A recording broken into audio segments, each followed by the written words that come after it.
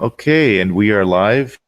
Um, Thank you for joining us. This is Intro to Meditation with Roger, and I'm on the air with uh, No Way Neophobic. Yeah, So go hi. ahead and introduce yourself. Yeah, hi people. I'm no neophobic. I'm from Austria, far, far away, and I'm a big fan of Star Wars, and I'm into meditation, so I decided to join today. Awesome. So I'm going to be covering a lot of points today. Basically, why bother to meditate, what it is, and what can meditation do for people. And see Bonnie's in the chat stream. Hey, Bonnie, Hey, Bunny. nice to see you here. Um, Bonnie, if you wanted to jump in, go ahead and just give me a response back in the chat stream, and I can send you an invite. Um, so, no way. What's your history with meditation? Have you do you meditate? Yeah. Actually, I learned meditation for about 35 years, and I made a very serious. Uh, I got a very serious teaching for long years, and we made asana training the hard way. Like we would be proved for sitting a long time, like 3 hours, 4 hours, 5 hours without moving, without anything, like meditation should be. Uh huh. So I learned it really the traditional way. Okay. And what style, what form of meditation was this? This is traditional from the yoga teachings, from the how's the word? From what is the name from the oldest scripts from yoga? Oh wow. Not really It's sure what you. I guess Vedic. yeah, it's the old Vedic teachings, right? I learned to focus only on one thing. It's a picture. It's a picture of a flower Uh huh. with closed eyes, and you have to focus on it, and you have to see the flower in full color, 3D, and open the petals. And so you Like studied this for 35 years, you said? yes, right. Wow. And where did you study this? Oh, actually, I came to this from the father of my ex-girlfriend in that time. It's I was about 17. I heard the first time, Okay. and then I had some spiritual experiences, and Uh then huh. I started to search, and I found some people in Hamburg. I'm not I'm born in Hamburg, Germany, and I found some people there. They were taught by Osho. Oh, okay. All right.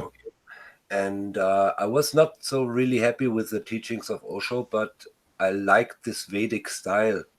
So I looked more into that and Okay. read a lot about it and Have started you? Oh, go ahead. Sorry. with the training. And then I found somebody who really does deep traditional yoga. Okay. Have you tried other forms of meditation, or are you just have you just practiced the Vedic? A lot of because I had the feeling that we don't really understand what they like to tell us, and so I tried a lot of styles, Mm-hmm. and they helped me to get to the point for me what works best. Mm-hmm. And actually, I had a real um, samadhi for about 30 seconds or 10 seconds. I cannot tell because you don't know time in that. But that completely changed my life. Completely changed my personality. Okay. What kind of change would you say you experienced? I got a lot more intelligent. Um, Before I start with meditation, I could not communicate that well, and I was not so good in structured thinking.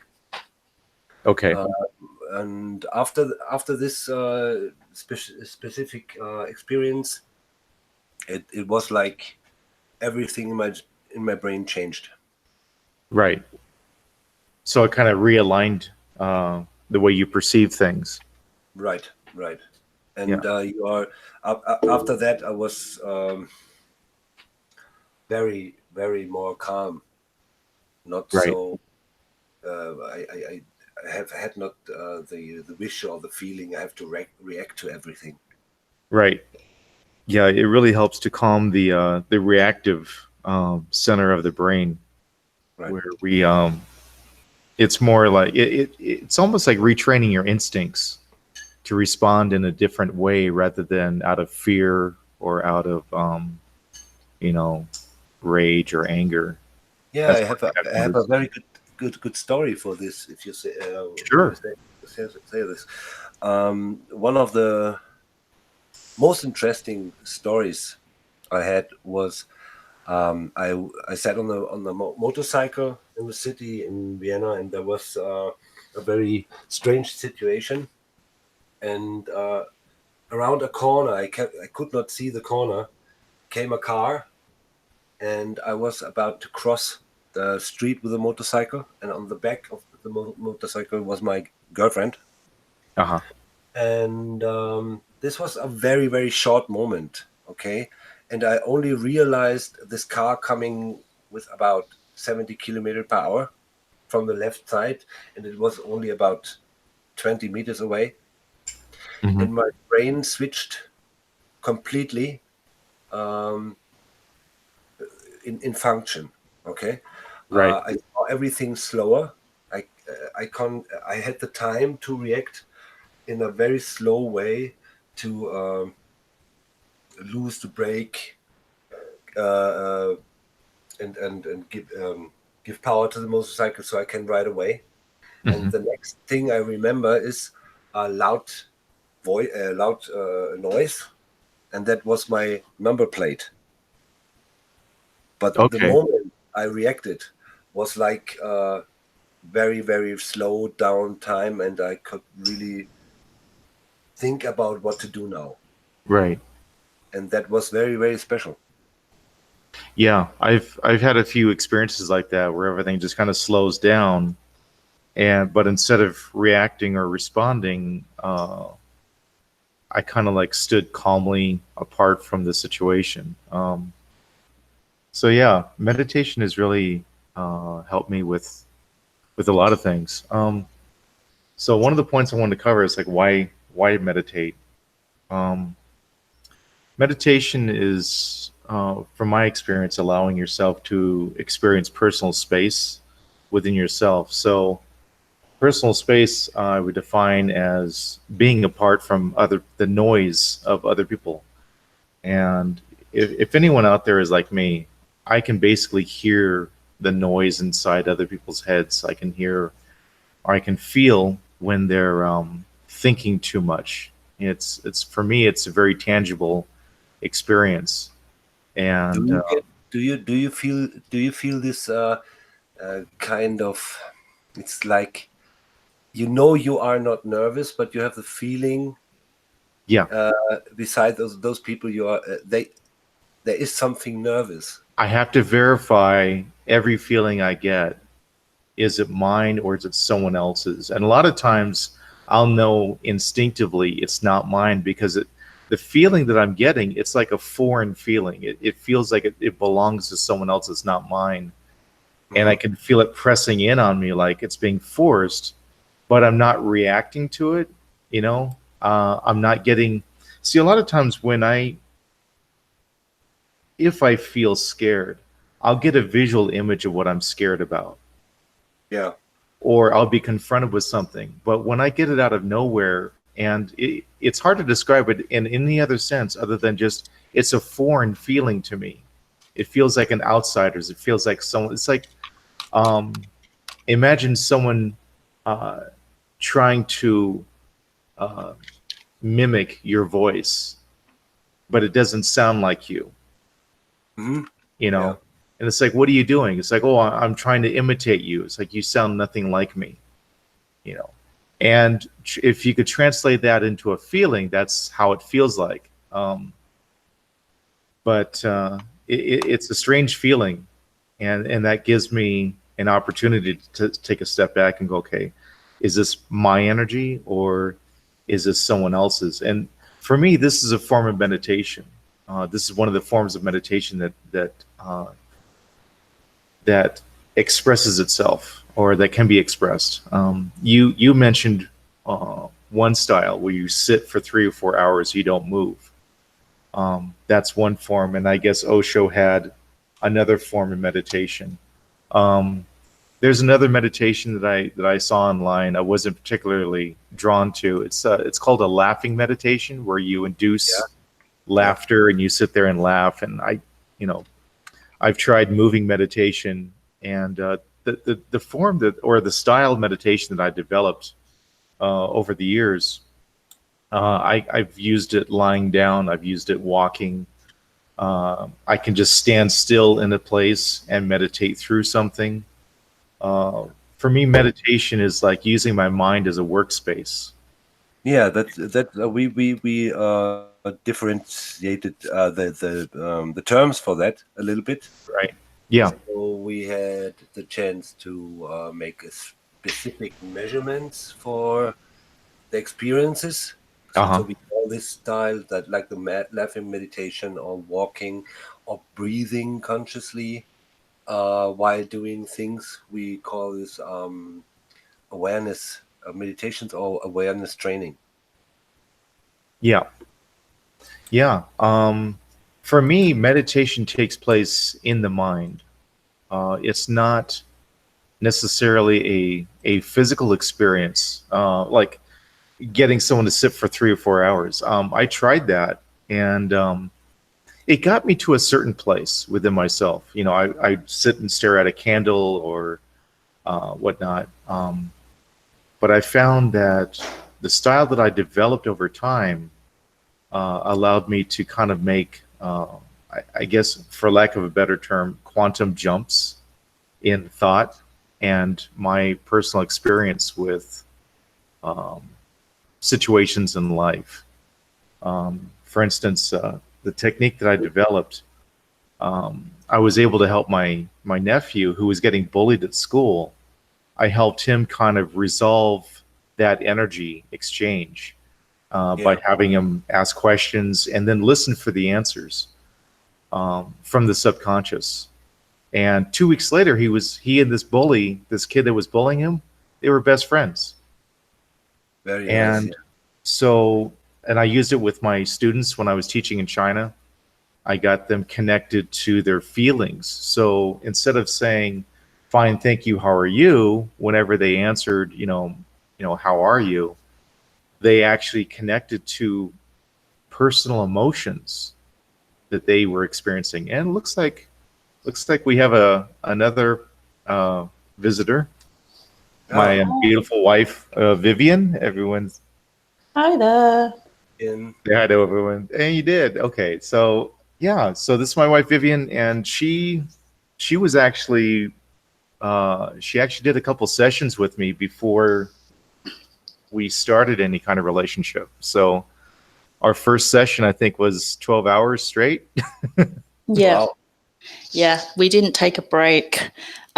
We didn't even realize the sun had gone down. But there was a lot of stuff that I wanted to work through when I first met Roger. So it just started off with a simple question like, how do you ground? Because a lot of people talk about grounding, but no one really teaches it. So Roger was happy to show me, and so we decided to do a lesson on Skype. And little did I know that what I thought would be an hour, maybe two, turned out to be 12 hours. And I got a lot more out of just grounding. I found out a lot more about myself. So, yeah. Yeah, that Yeah. was the technique that I developed.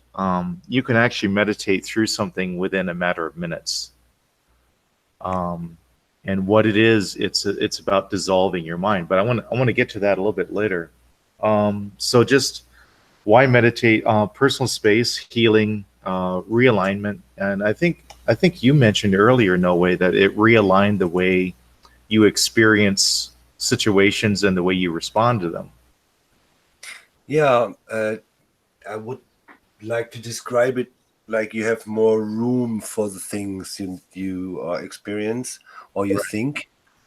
It's like if I compare it to the life before this Uh-huh. experiences, it's like I'm more free in my consciousness to. I have more time for decision. I have more time for send the things. Yeah. Right. Uh, And that's the it, personal space I was referring to. It's like you're in the same physical space, but you're no longer in the same for lack of a better term, energetic space, because energy can take on an emotional form, a mental form, a physical form, a spiritual form, etc. yeah. And so when you remove yourself, and when I was talking about the noise that I'm feeling from other people's emotions and the noise from their thoughts, when I'm around people that are just thinking way too much, they're just so intellectual. The air turns very, very heavy, and I tend to get very sleepy around them. Yeah, Um, that's true. if I they're know if this they're experience. talking, you've had that experience too. Okay. Yeah. Yeah, I used to do sessions with a friend of mine who was very intellectual, very mental, and I would literally I would nod off during the session, and I felt bad, but it's just like I come out of it, said, dude, you're taking this to a whole new mental level that you don't need to. Just focus on the word, let it dissolve. And it's like he was trying to problem solve consciously. Hmm. And for me, there's a huge difference between the conscious mind and the subconscious mind. Even though they're part of the greater mind, they are two different compartments of thought, reality, and experience. And when I talk about meditation, I tell people, okay, your conscious mind is a search engine bar. Your subconscious mind is the infinite database that retains all the information of everything that's ever happened and is happening around you and quite possibly could happen. So it's got all the potential futures as Right. well. So it's tapped into a universe that is not bound to three-dimensional thought, thinking, and experience. It goes beyond time, it goes beyond space. And and this gets us back to being in the same physical space but not being in the same energetic space, because in the mind, when we dream, for instance, we're in what I refer to as the fourth dimension. Fourth Yes. dimension is something that's beyond time and space. The third dimension is time and space. It takes us, you know, 2 minutes to walk across a large room. It could take us more time if that room is filled with people and obstacles. But in the Right. dream time, when you're dreaming, you could be in a room the size of a football field, and you just look at the other side of the room and you think, okay, I want to be there. And all of a sudden, boom, drop of a hat, you're at the other side of that room and you're thinking, how did I get here so fast? And that's the fourth dimension. Yeah. And how we experience thoughts and emotions in the third dimension, with third dimension thinking, those thoughts and emotions serve as obstacles, Yeah. because Right. Right. We can it's see this every day with people who are really, really attached to their or identified to their thoughts. yes. And a lot of people, their thinking gets in the way of them seeing what the situation really is. Thinking, what I refer to as the mental body. It's your thoughts, it's your beliefs, it's your assumptions, it's your ideals, your values, anything that requires intellectual or mental thought or thinking or energy. Mm. That's more of like the mental body. And the emotional body is our feelings, our emotions, the empathy that we have for other people. And these can serve as obstacles for us in our progress. And I'm not going to use the term spirituality a lot here. I'm going to refer more to consciousness, because consciousness is what we really need to focus on.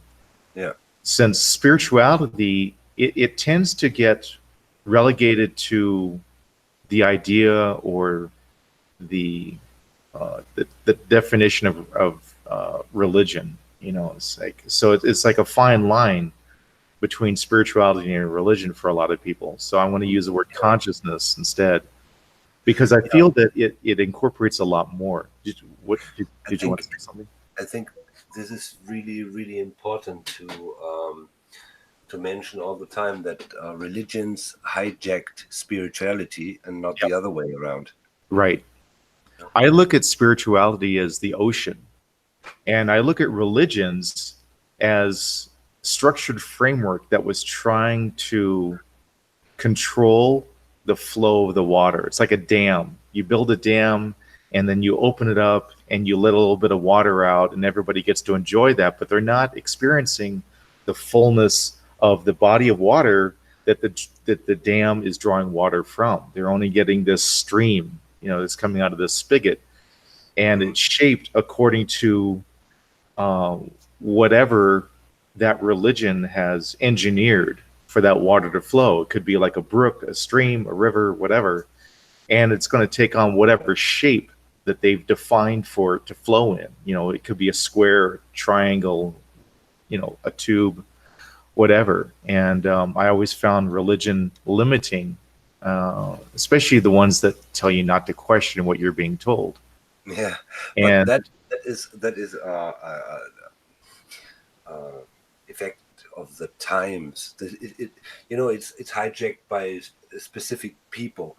Normally, I say in the old times, religions were like ladders. With you climb the steps to come out of the normal mind into a wider, more free kind of consciousness. And then there were people they saw they can control people with this. And what we see today, the religions are not even any more spiritual. yeah, I mean, they're spiritual to a point. You can look at them as being spiritual at a very low level. You know, it's like an introductory spirituality, or spirituality for beginners, where, you know, it's like you first learn how to ride the bike. You've got training wheels, right? No. And because you've got training wheels on your bike, you're limited in terms of where you can go with that bike and whatnot, and how fast you can go. You cannot say how it is to ride without that wheels. Right. And at some point, you know, the soul or the individual is going to say, hey, you know, I'm going to remove these because I feel like they're limiting me. And for me, religion has always been like a limitation rather than anything that releases me. And I, as a child, I was very, very confronted with Catholics and evangelists, all the kind of stuff at home. And as a very small child, I always had, today I would say the right questions, but they didn't like my questions. That was, this was really strange. Yeah. It took a long time till I realized that this could be something where I have to look into. Right. Yeah, but that I really remember this time, because I would not eat it like they told me. Right. I remember asking questions in first grade, Sunday school, and I ran into a lot of problems with that. Because I wanted to see it from a different perspective. It's like, well, why do we have to see it from this perspective? What if we were to look at it from that? And yeah, I wasn't met with a lot of support there. Viv, what's your experience with meditation? Well, before I met you, it was more yoga meditation. It was always guided. And I remember just before I met you, I started listening to Mariam Williamson's guided meditation CD, and it was like one for the evening before you sleep and one for the morning when you wake up. So Okay. those were my introductions to meditations. Nice. Hmm. And what did you get from those? How did you feel they affected you? Or The one thing I noticed that was different is that the yoga meditations, how can I say this? They were relaxing for that moment in time. But then as soon as you get up and, go and have a shower and get changed and stuff, that kind of slowly dissipates. So it doesn't really last very long. It's not sustaining. And, it was just for that moment to just clear my mind. And as soon as I'm not doing it, I don't have that, relaxed, cleared mind feeling. mm-hmm. Mariam Williamson, um, her meditations are very broad, and she encompasses every religion in her meditations. Mm-hmm. So she allows whatever religion you're into, Buddhism, Hinduism, Islamic, she allows all of you to join her meditations because she calls to all of the gods. So she doesn't leave anyone out. And she always says, whichever one you're most connected to, and sometimes it could just be the light. So she encompasses everyone and incorporates all the different religions in her meditation. Again, it's like because you're listening to the same meditation again and again, it's like you don't feel that expansion. Right.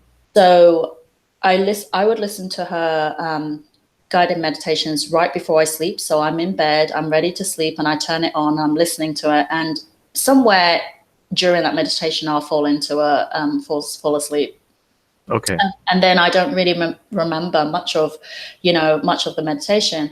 And then the morning one is like first thing I wake up in the morning, before I even get out of bed, I'll turn on her morning meditation and listen to that so I can wake up with it and just kind of have a focus for that day.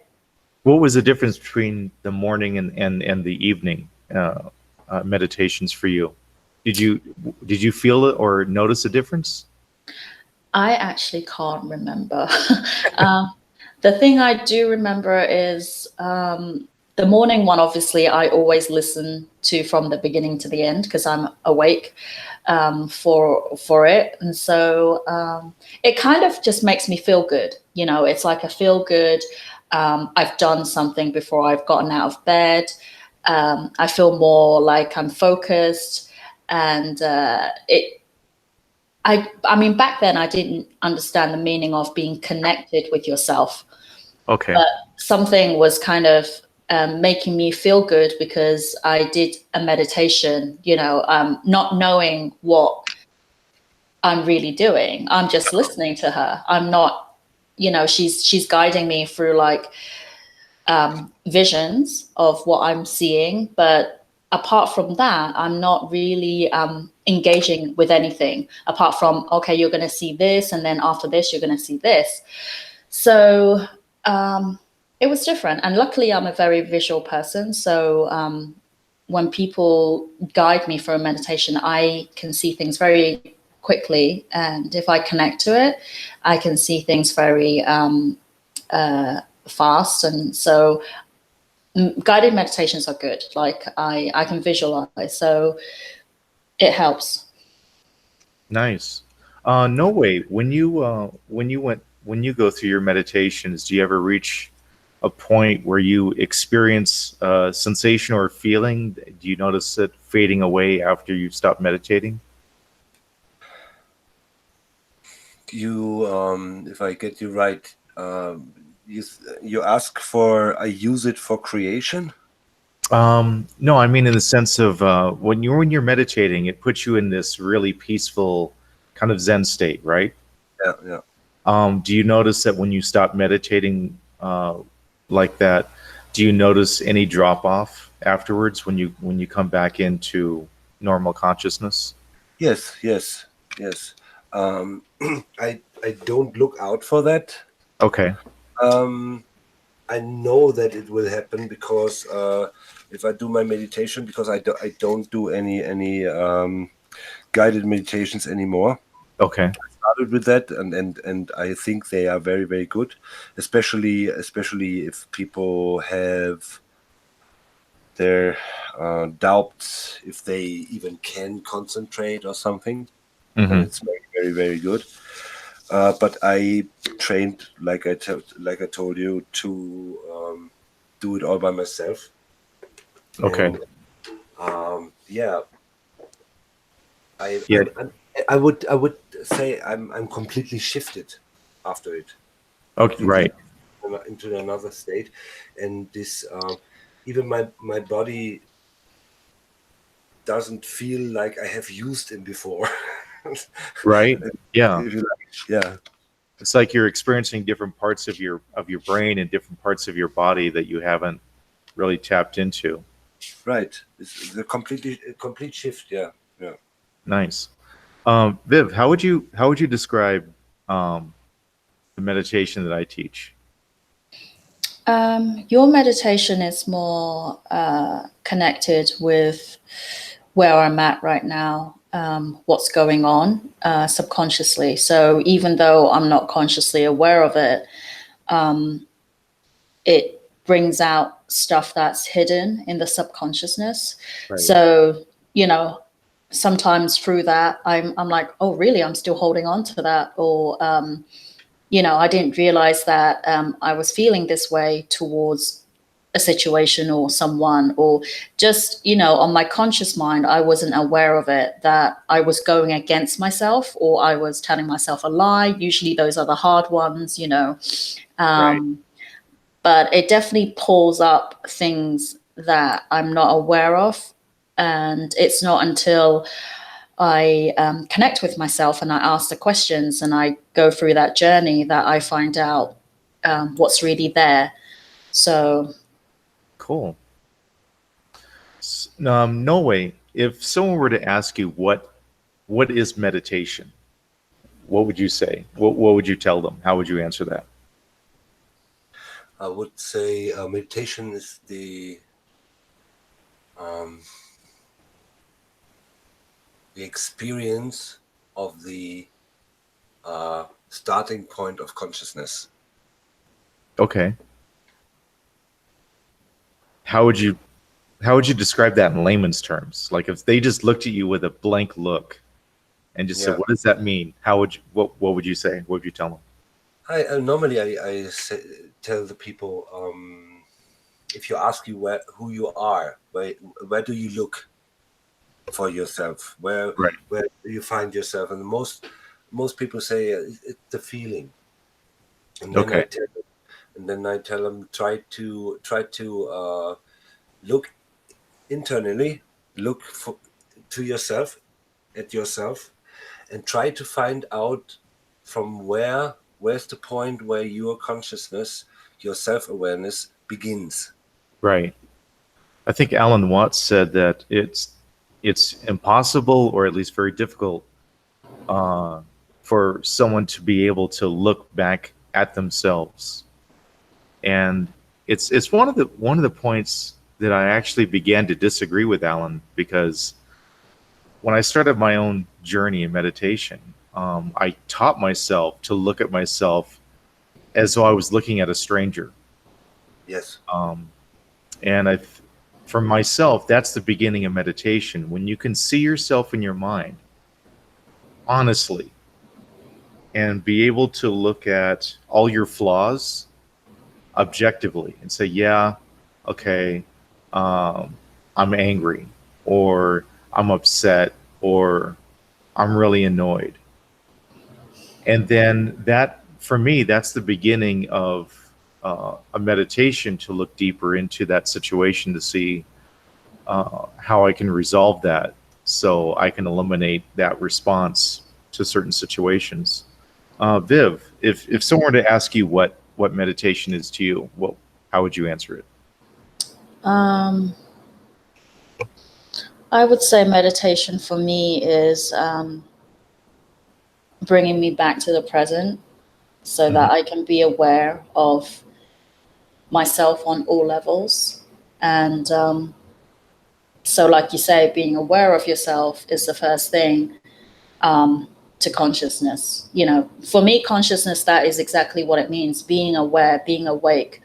And aware meaning, you know, whether someone is open to what you're saying or if someone is closed off to what you're saying. Like just being aware of, you know, what to do. So like you're listening for the right moment to say something and when to step back. And, you know, being aware of when I'm being annoying, being aware of when I'm being a bitch. Yeah. So it's like it starts with being that awareness. So it's not just being annoyed, but am I also being annoying? And that's why I'm getting the response that I'm getting from someone else. And if I am, then finding out where that annoyance or me being annoying comes from, you know, Right. whether it's something I'm holding on to or if it's something I've experienced in the past and I'm just expressing it again because I haven't resolved it. Right. I call that listening to the moment. Yeah. Terms of, okay, what is the situation calling for? And usually when I'm engaging with people, especially on like social media like Twitter, people will say something, they'll make an inflammatory statement and they want some kind of response from people. And usually when I see a response like that, I'll immediately look at, okay, what are they looking for? And, you know, and this goes back to when I was working as security in bars and nightclubs and whatnot. I would walk in, I would see people walk in and I'd look at them and it's like, okay, what are they here for? And I could feel the anger coming off of a lot of people. And I could pretty much tell, okay, this person's looking for a fight. That person's looking to get their heart broken. This person's just looking for a good time. And it wasn't so much their body language, but there was like this vibe that they carried with them. And sometimes like a color, right? It can be like a color, but more, I got more of a feeling like, because I have a lot of a strong empathic sense with me. So I can literally feel people that have been hurt. I can feel when they're holding on to, you know, trauma. You know, if they've been a victim of some sort of attack in their past, you know, as children. I get flashes of that. I was sitting with a friend of mine and I was talking with her and I literally felt like someone just slapped me right across the face. And it was kind of like a ghost slap, like something just moved across the space in front of me and slapped me across the face, but it wasn't a physical slap. Yeah. And I looked at my friend and I said, have you ever been, you know, like struck, you know, in a relationship? And immediately she just started tearing up. And she told me about this relationship that she'd been in where it was physically abusive. And I ended up helping her work through that, that experience so that she was no longer emotionally attached. And I just, you know, again, it's like, as I've meditated, that ability, that sensitivity has become stronger. So I can pick things up a lot faster. And that was like, you know, about 10 years ago that I experienced that. And I hadn't even really started teaching what I do now, but you know, I was pretty open to it. So the next thing I wanted to cover, so what is meditation? So for me, it's taking a moment. You know, that could be considered meditation, where you just take a moment to think about what you're thinking about, and you know, just to hold that thought. And the style of meditation that I teach today, I came across it when I was using the I Ching by Brian Brown Walker. I was using that as a textbook or study guide. Yeah. And I had the coins, so I'd throw the coins, and I'd look up, you know, in the book, okay, what does it say? But then I'd take notes on everything that kind of stood out to me. And so it could be a whole paragraph. It could be like one word. Sometimes it'd be like one sentence. And, I'd sit there and go, that's it. That's all I get from this, and usually it was like 2 pages of description for that particular trigram. So, I look at it, and then I remember I came across this one passage that said, embody patience. And I thought to myself, how do you embody patience?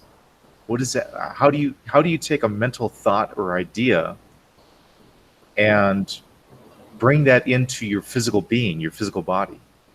And so I started staring at the word patience in my mind. I saw the word patience, and I just stared at it. I held it with my mind. And all of a sudden it dissolved. And I could literally feel the essence of patience in every cell in my body. It's like everything had become electrified, and I had chills running up and down my body. And every one of my cells literally felt calm. And that's when I realized this is what it means to embody patience, or to embody anything. And then my next question in my mind was like, how would I teach someone who had never meditated before? How would I teach this technique? So I kind of developed my first technique for meditation, but it was more like a formula. It was a series of 5 words that I would take people through in a session, and they would meditate through their experience, whatever it was, being abused or having a negative attitude towards something. And I would take them through this session, and each word, so the first word was acknowledge, the second word was accept, the third word was, well, it's more of a phrase, was learn the lesson. And then the last 2 was detach and let go. So when you acknowledge, and when I came up with these terms, I would sit and meditate on what that meditation would be. And the first thing was, okay, you've got to acknowledge it. So I meditated with the word acknowledge. And in my mind, it broke apart into 2 different words, accept, or, well, it's more than that. It broke into a statement. This is accept that you know. So when you acknowledge someone, you acknowledge, AC knowledge. So accept that you know. And that means you already know what something is. And that's intuition. Intuition coming from the Latin, which means to know without being taught. Right. And so to acknowledge something is like, okay, I already know before going into the situation what's going to happen, what this person is, what they're going to say. So you're accepting that you know something that you're not consciously aware of. The next one was to accept. And it's like, you know what? You accept something. It is what it is. So I would take people through these words, and I would have them dissolve them in their mind so that they could embody the basic essence and the universal principle beyond just the idealistic or the intellectual definition of the word. Because when you take a look at, let's say the word love, people love to use the word love. It's like, well, we need love in the world. And when you look at the word love, the definition of it, it's an intense feeling of deep affection, a great interest and pleasure in something. Right. And that's as far as it goes as a noun, what love is. And it's like the Hathaway song from the 90s, what is love? Baby, don't hurt me. It's like, okay. But when you talk to people about love, people that have had different experiences of the idea or the concept of love, some people will look at love as a dangerous thing, like it's risky, it's scary. Other people see love as pain. I remember dating a girl, and I told her I loved her, and that took her back to a relationship that she had with a guy that was abusive, to the point where he actually threw her out of a moving vehicle. Even though he claimed to love her, he bought her all these toys, expensive toys, And I'm not talking things you buy at Toys R Us. I'm talking things you walk into like an ATV or a motorcycle or whatever.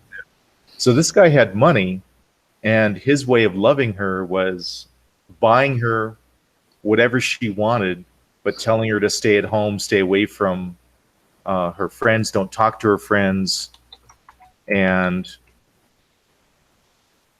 that was the extent of it. It was very abusive, very destructive form of love. And so when I said love, that triggered her to re-experience Sure. her interpretation of love.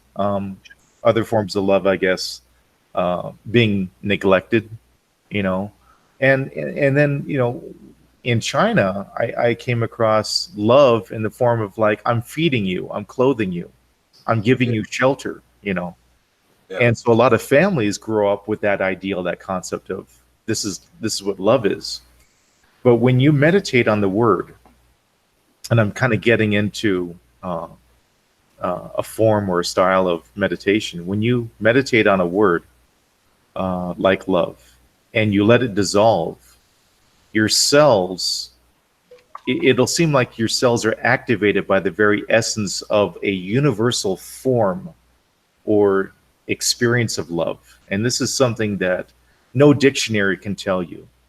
That's true. And no person that you can come across and ask them, well, what is love to you?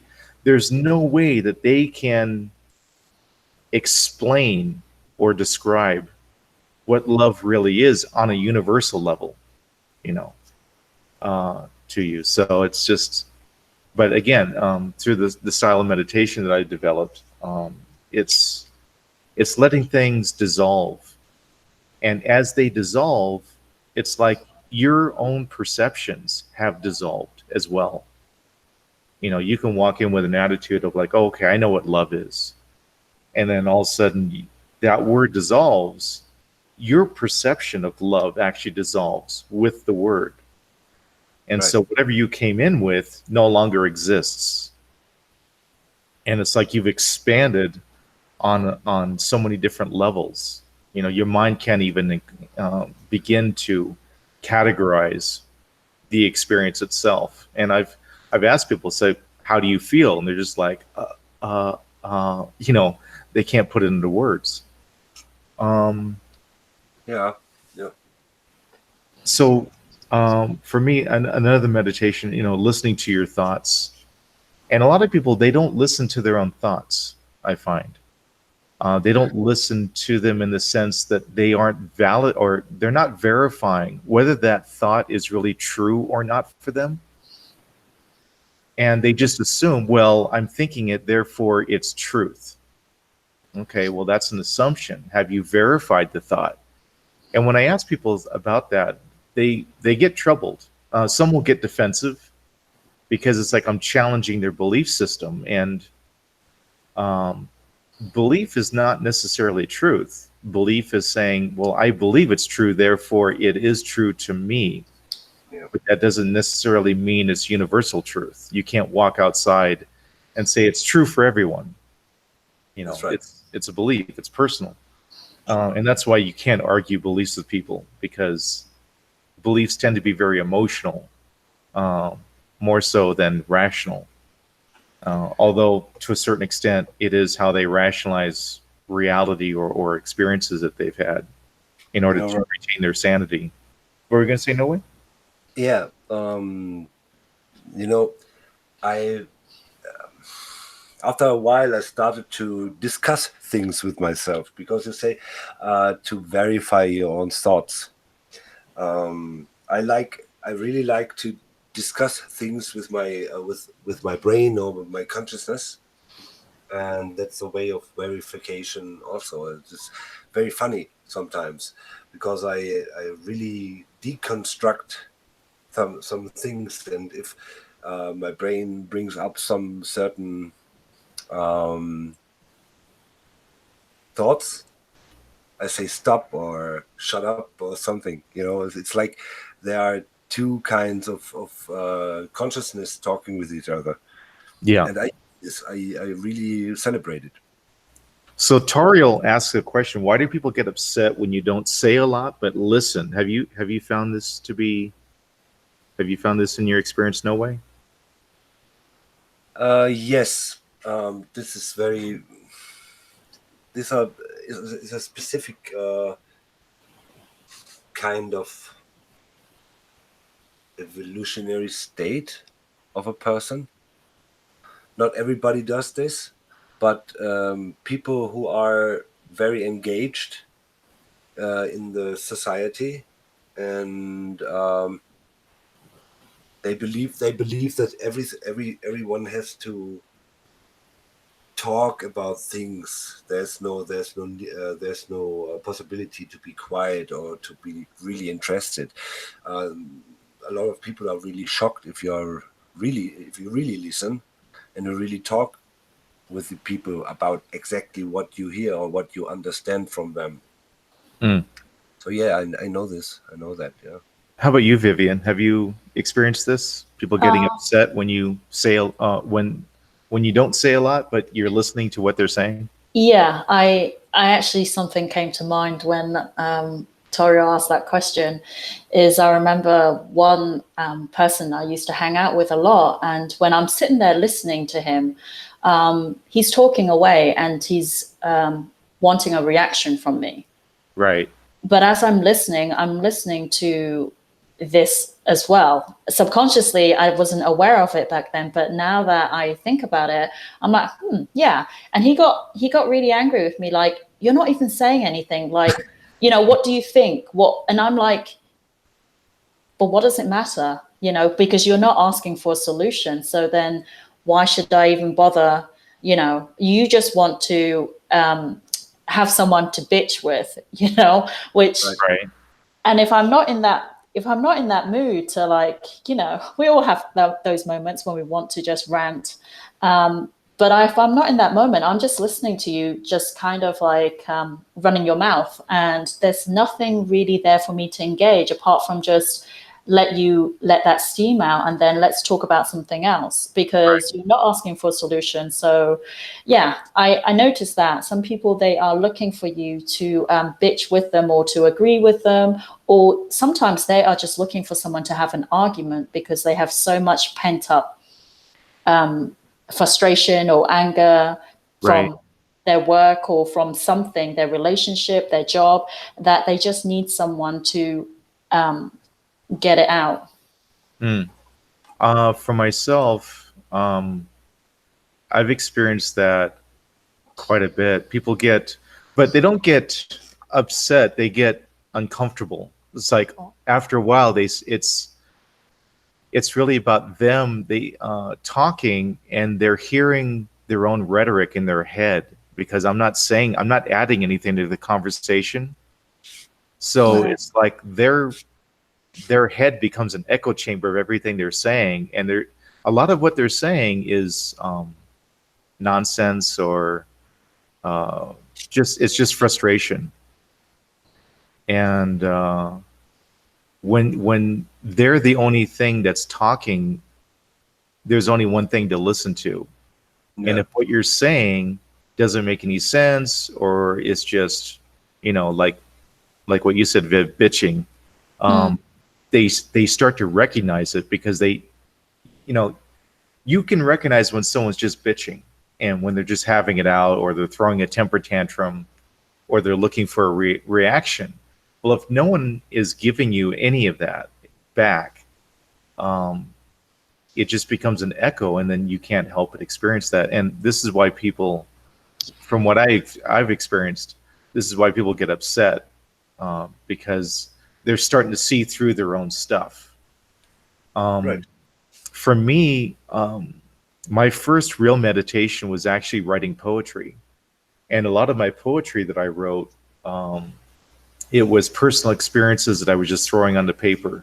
It was how I was experiencing it.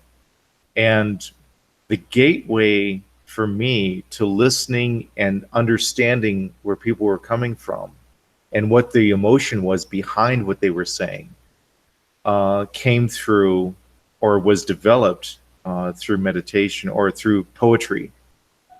And because I that's where I began to really see through myself, because I'd go back to that same poem and I'm like, wow, I'm not really feeling anything from this poem. So, and that's when I began to recognize when I was ranting and when I was really saying something that was deep and meaningful and perceptive, you know. So, poetry taught me a lot about listening to myself and listening to my thoughts and listening to my feelings. And the thing about meditation, it allows you to become very personal with yourself. You form a very personal bond. Yeah. And Toriel mentioned that she listens to the inflection of the voice and the face. Yeah. And you can develop that by meditating on something that you said to someone earlier, meditating on a situation, meditating on a conversation. And something that I've taught people how to do is like, well, take a look at that situation. Look at what they were saying to you and look at how you responded. Now look at how they were affected by it. You know, look for the first word that describes how they were affected. It's like, oh, they were hurt. Like, okay, is that what you wanted? It's like, no, that's not what I wanted. So, you know, that's one style or one technique that I teach. So listening to thoughts, focusing on questions. A lot of people, they like to answer their own questions, or they'll answer immediately with a response like, "Do you want to make a lot of money?" "Yeah, I do." You know, they'll jump right out and answer that question. It's like, hold on, why don't we take a moment and let that question sit and just turn it around on yourself? Okay, do I want to make a lot of money? And a lot of times, the people that said yes to that question, after taking a moment to just sit with that question on their mind, they'll look at me funny and they'll say, no, I don't. I really don't. And this is what I mean by verifying, you know, because a lot of people will tell themselves what they think is true. But in order to verify that, you need to sit with that thought, sit with that question. It's like, okay, I want that sports car. Why do you want that sports car? Oh, because it's, and they'll give you like a whole list of random excuses or reasons why they want that car. Yeah. And a lot of times I can sort out the people that don't really want it because they're stalling while they're answering. So I'll tell them, okay, we'll turn that question around. Do I really want that car? And they'll be like, no. They'll get a funny look on their face. Like they just tasted something sour. It's like, no, I don't. What was it that was influencing you or getting you to want to buy that car? It's like, oh, my friends have, you know, blah blah blah, or, you know, my dad always wanted that, or my family thinks that if I have this type of car, or, you know. Actually, it's like you experience directly the effects of mind control from bringing up some wanna-haves in the society, right? Yeah. Social programming, Yeah. conditioning, you know. What are your thoughts on this, Viv?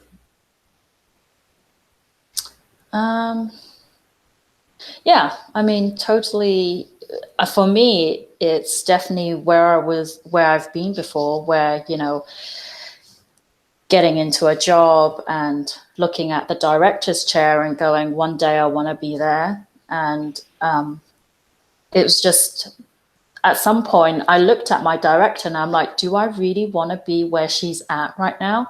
You know, working to 1 a.m. in the morning, being sick, unhappy, and just, you know, and I just said to myself, no, I don't. And that was when I really said to myself, I want to find what I'm really capable of. And that's literally when my journey started in 2010.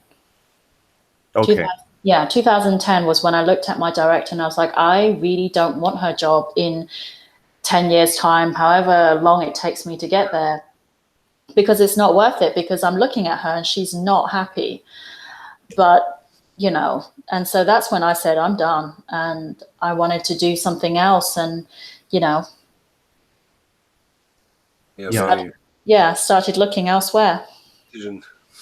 And that's the first step that meditation takes us to, is to question something and to verify its truth, or its how valid it is, its validity. And that's something that I've kind of focused more on, uh, rather than anything else. You know, 'cause like a lot of, let's say, Buddhist chants, a lot of Buddhist meditations, it's chanting, and you know they have ones for harmony, they have others for balance, for peace, and whatnot. And what I found was, for me, I wanted to expand myself in all directions and to kind of open up to my own inner potential. And this is where I came up with the 5 principles I kind of touched on earlier. It's like acknowledge, accept, learn the lesson, let go, detach. And I found one of the problems I had with a lot of mainstream uh, consciousness, or, well, I can use it in this sense, mainstream spirituality, was there was a lot of hype that was being associated with spirituality. And whenever I encounter hype, um, I usually find that the lesson or the understanding of it to be very narrow or superficial. Yeah. And so with the 5 principles, acknowledge and accept. Okay, so uh, if I was helping someone move through something, it's like, okay, so let's say abuse. So okay, acknowledge and accept the abuse. So you breathe through that statement of acknowledging and accepting the abuse. And then once they had filtered through those words, then they say, okay, I'm ready for the next one. It's like, okay, so what's the lesson? And then it's like a rubber band. It snaps back immediately the moment you release the tension. And I would say, okay, so what's the lesson? And then they would, whatever the first thing that popped up in their mind, it's like, okay, you know, it could be like learning to duck, or it could be having the last word. Okay, so acknowledge and accept having the last word. So what you're doing is you're meditating through layers of the construct of the situation. You know, it's like you're diving deep, and each time you dive in, uh, you're going a little bit deeper, you know, and you're getting a little bit more pressure. And as the pressure builds, you're getting closer to the very core, the very essence of the heart of the matter. Does that make sense? Yeah. So, and then you get to the bottom, and it's like, with the person I was working with, it's like, okay, so is there any lesson beyond this one? You know, we could have gone through, you know, I mean, sometimes it would take 4 pages of just written answers as lessons, and then I would take them back all the way through them with let go, detach. And the thing about hype is that once you connect to an answer, it's very easy to just have that as the experience itself, rather than understanding uh, that knowledge or that truth. So it's like I'd have the person let go and detach. So let go with the mind, detach with the emotions. So that way the experience is clean. You're not holding on to it, you know, intellectually. You're not trying to hold on to it emotionally. Because a lot of people, they come to an intellectual conclusion, and then that becomes their, I guess, their pride, you know, and they get hung up on it. It's like, oh, I know this now. This isn't great. I know this knowledge. Yeah. It's like, do you understand it? And they'll look at you and go, well, what do you mean? You know, because a lot of people, they'll take knowing and understanding, and they'll take them as two different, as one thing, when actually they're two different things. Emotionally, they'll get hung up, you know, and it's like they'll just feel so good. It's like, oh, I feel so powerful, and it's like, okay, but that's not what the lesson's about. That's not what the experience is about. And so that's kind of where I draw the line. It's like, stay away from hype.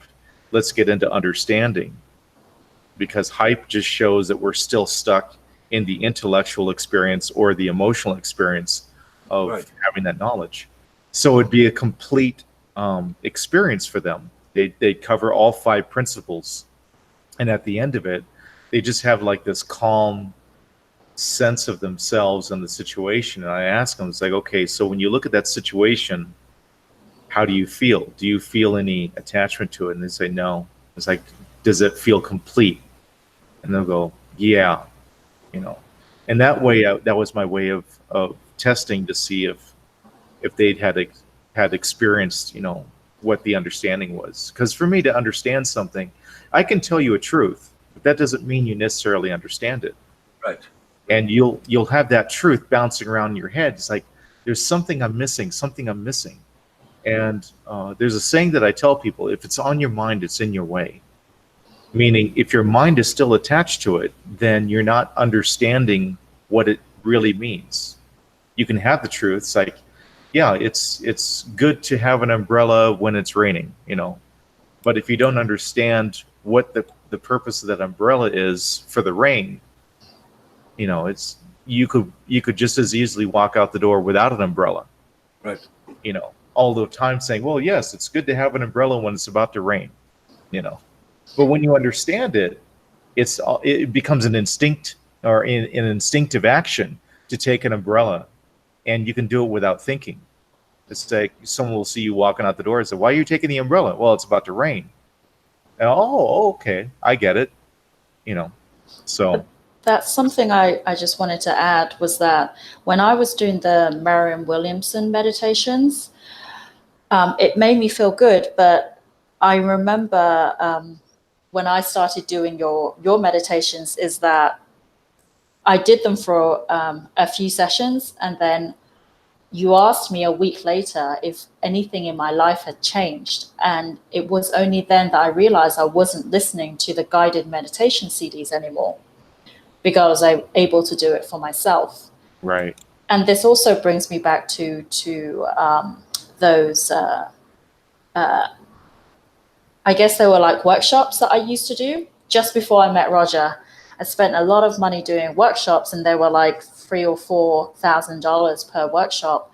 And Yeah. again, I would come out really hyped up, like I was high on adrenaline. And then literally a month later, I was just like back to my old self again, just deflated, depressed, and feeling that I'm still very lost.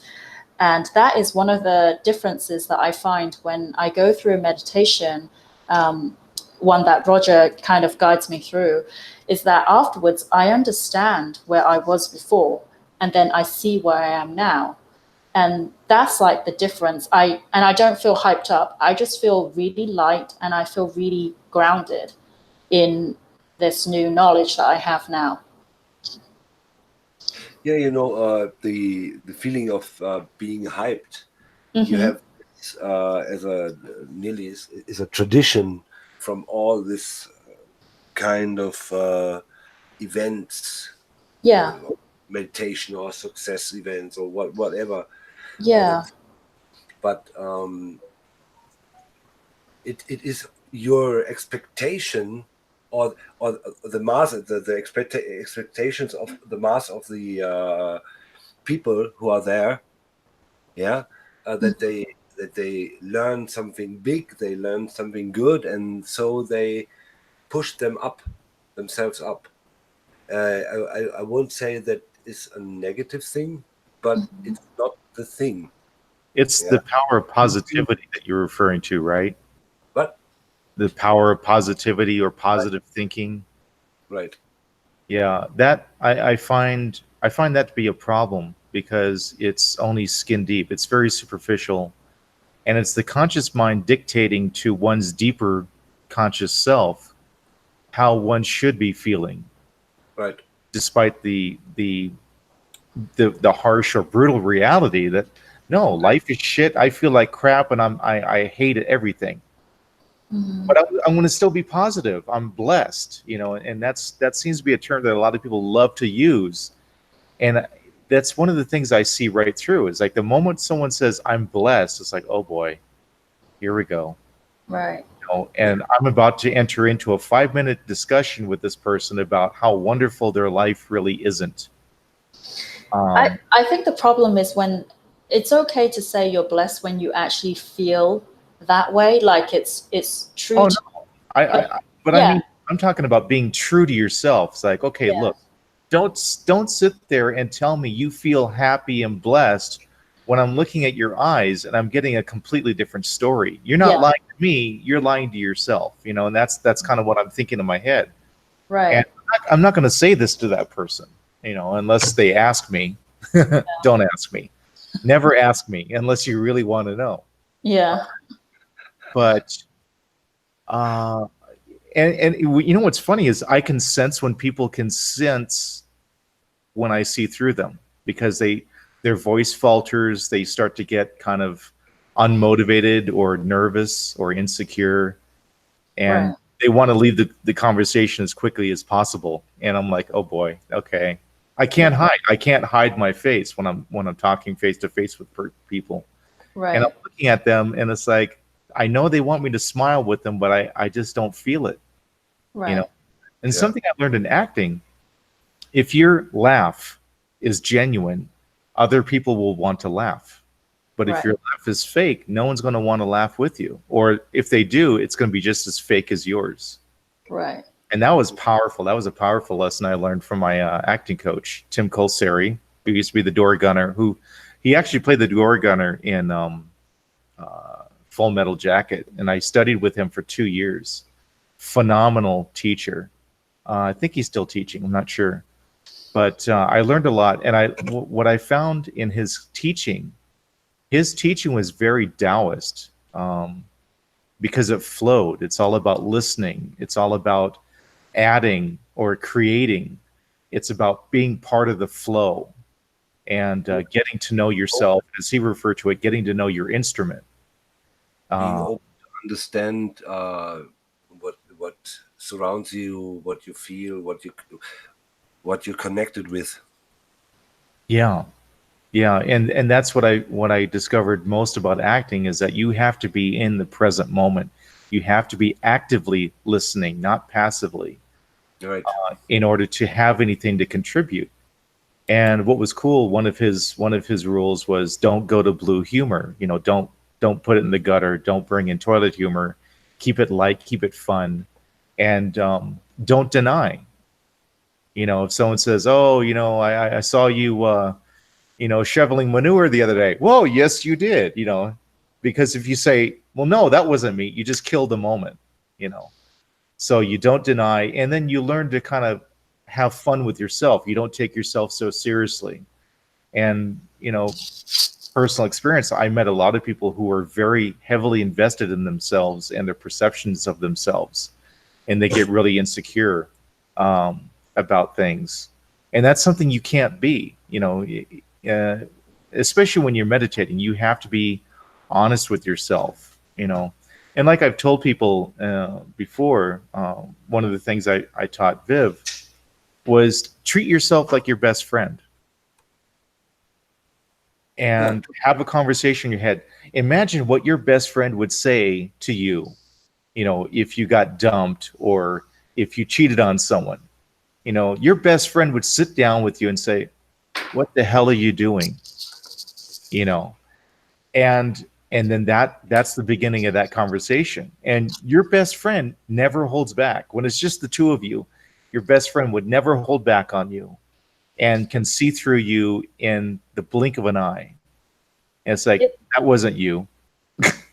That I just want to say that meditation that Roger just spoke about was one of my favorites when I first started doing Roger's meditation, because I couldn't, when he kept saying to me, see yourself objectively, because a lot of times when we are honest with ourselves, we're really harsh. We're like, you're being a bitch, or, you idiot, why did you do that? We're really, really harsh on ourselves. And Roger said, if you were looking at your best friend doing something, would you say that to them? Or would you, sit down with them and have a conversation with them? So that's kind of, yeah. That's Go on.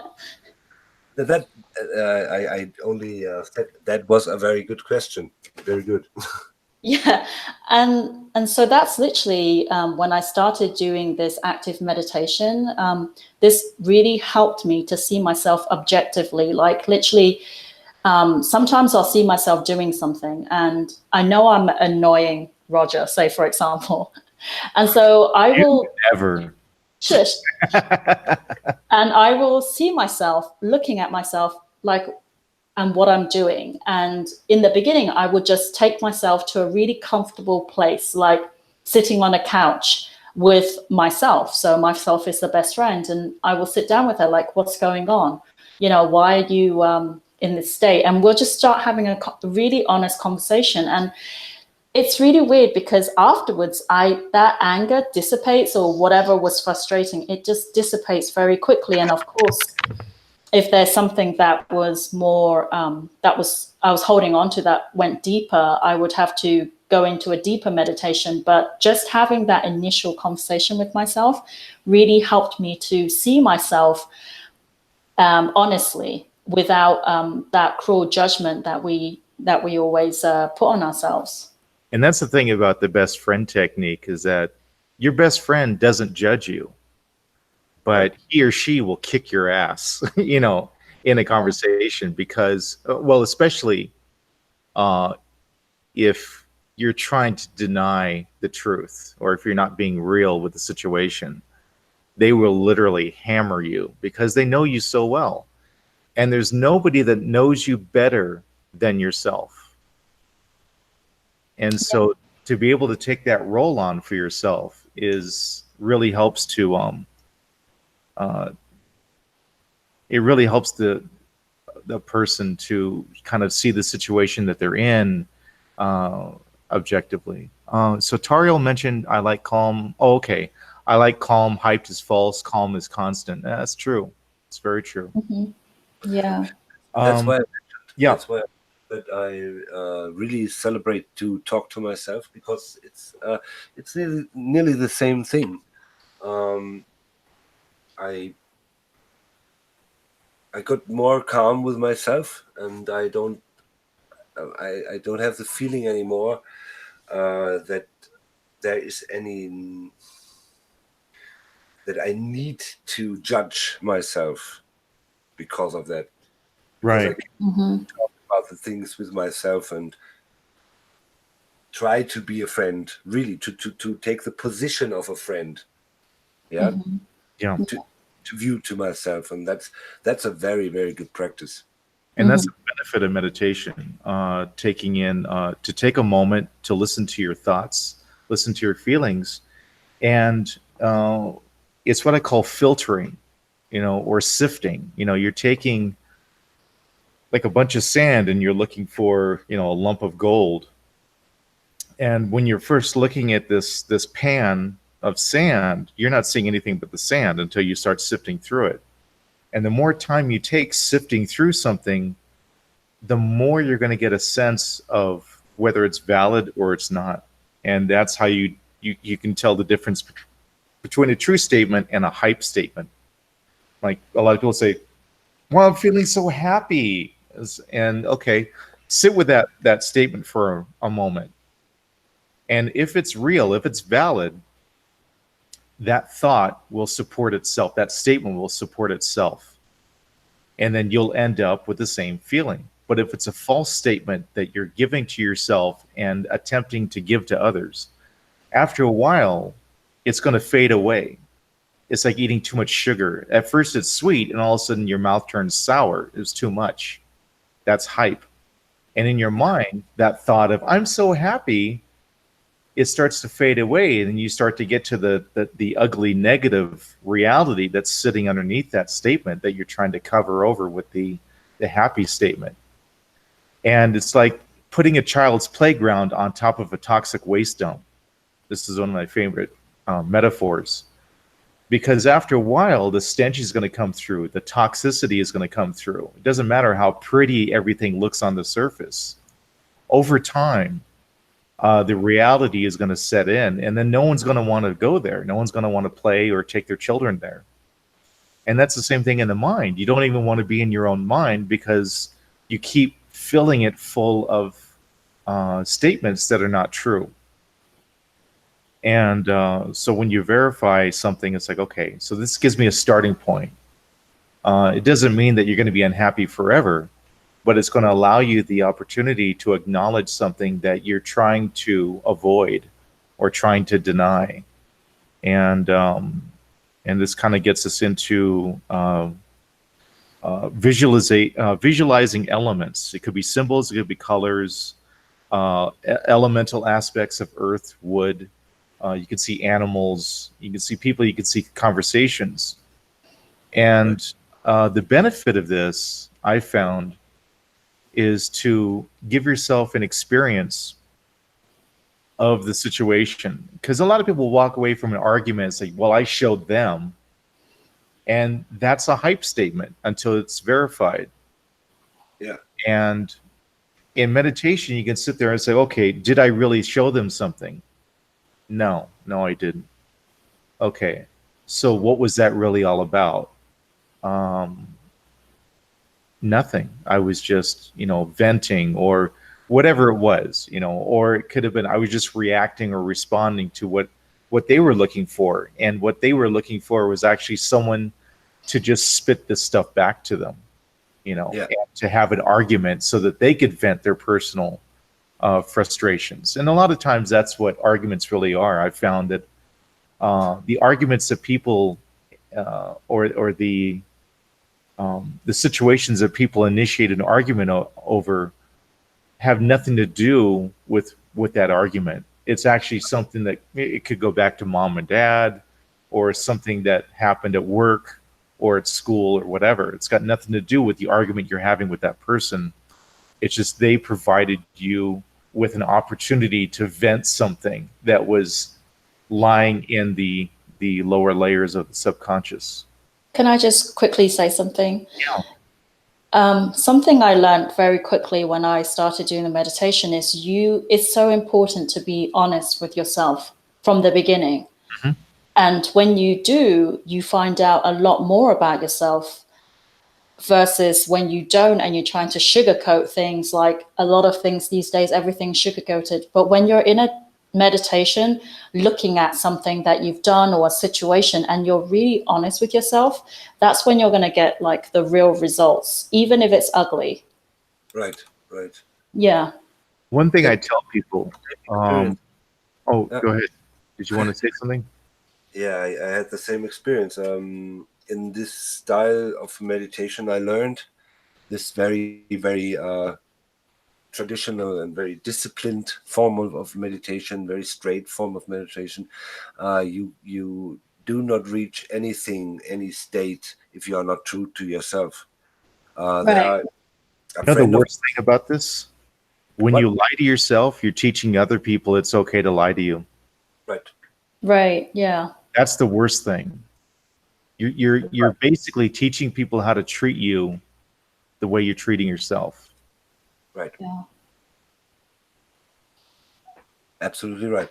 And that's the point. That's like running in circles. Mm-hmm. You always stumble above your own feet. Yeah, I always told my people, just act like if you meet a liar and you have the feeling he's lying, just act exactly like it is the truth what he is saying. Do it directly. Do it as long as it needs till he sees his own lie, and that's a very good teaching for yourself to see this. Because you stop your own lying also. Well, what's important also is that once you stop lying to yourself internally, you start to recognize people's external lies. Right.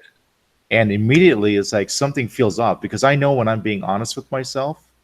And if I don't have that same feeling when someone's telling me something, even if it's about a subject that I'm not really sure about, their impression or their emotional vibe changes. Right. People have a very specific emotional vibe when they're telling the truth. They're solid with themselves. But you can always spot when someone is not sure about what they're saying, or they're insecure, or they're waiting for you to see through what they're saying. It's like, why am I getting this vibe? And when you experience that for yourself, when you experience like, wait a minute, I'm not being honest with myself here. I don't like this feeling. It's not solid. I feel kind of sick to my stomach, or whatever experience you get when you're not being honest with yourself. When you start to recognize that internally, you start to recognize that in other people around you. So it's like, they're not being honest. And I've had people try to call me on that. It's like, well, how do you know? Why are you judging them? It's like, I'm not. I'm just listening. And what I'm getting is I'm getting a sense that they're not being truthful.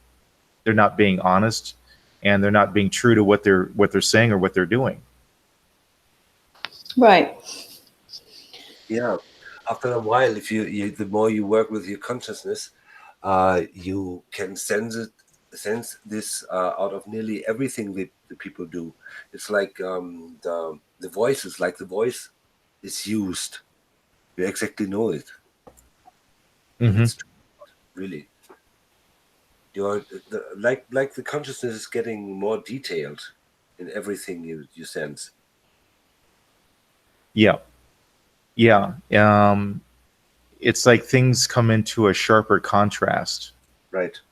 Well, it's meditation is like walking into a room, and this room is very busy. It's filled with all sorts of furniture and paintings and artwork and whatnot, utilities and such.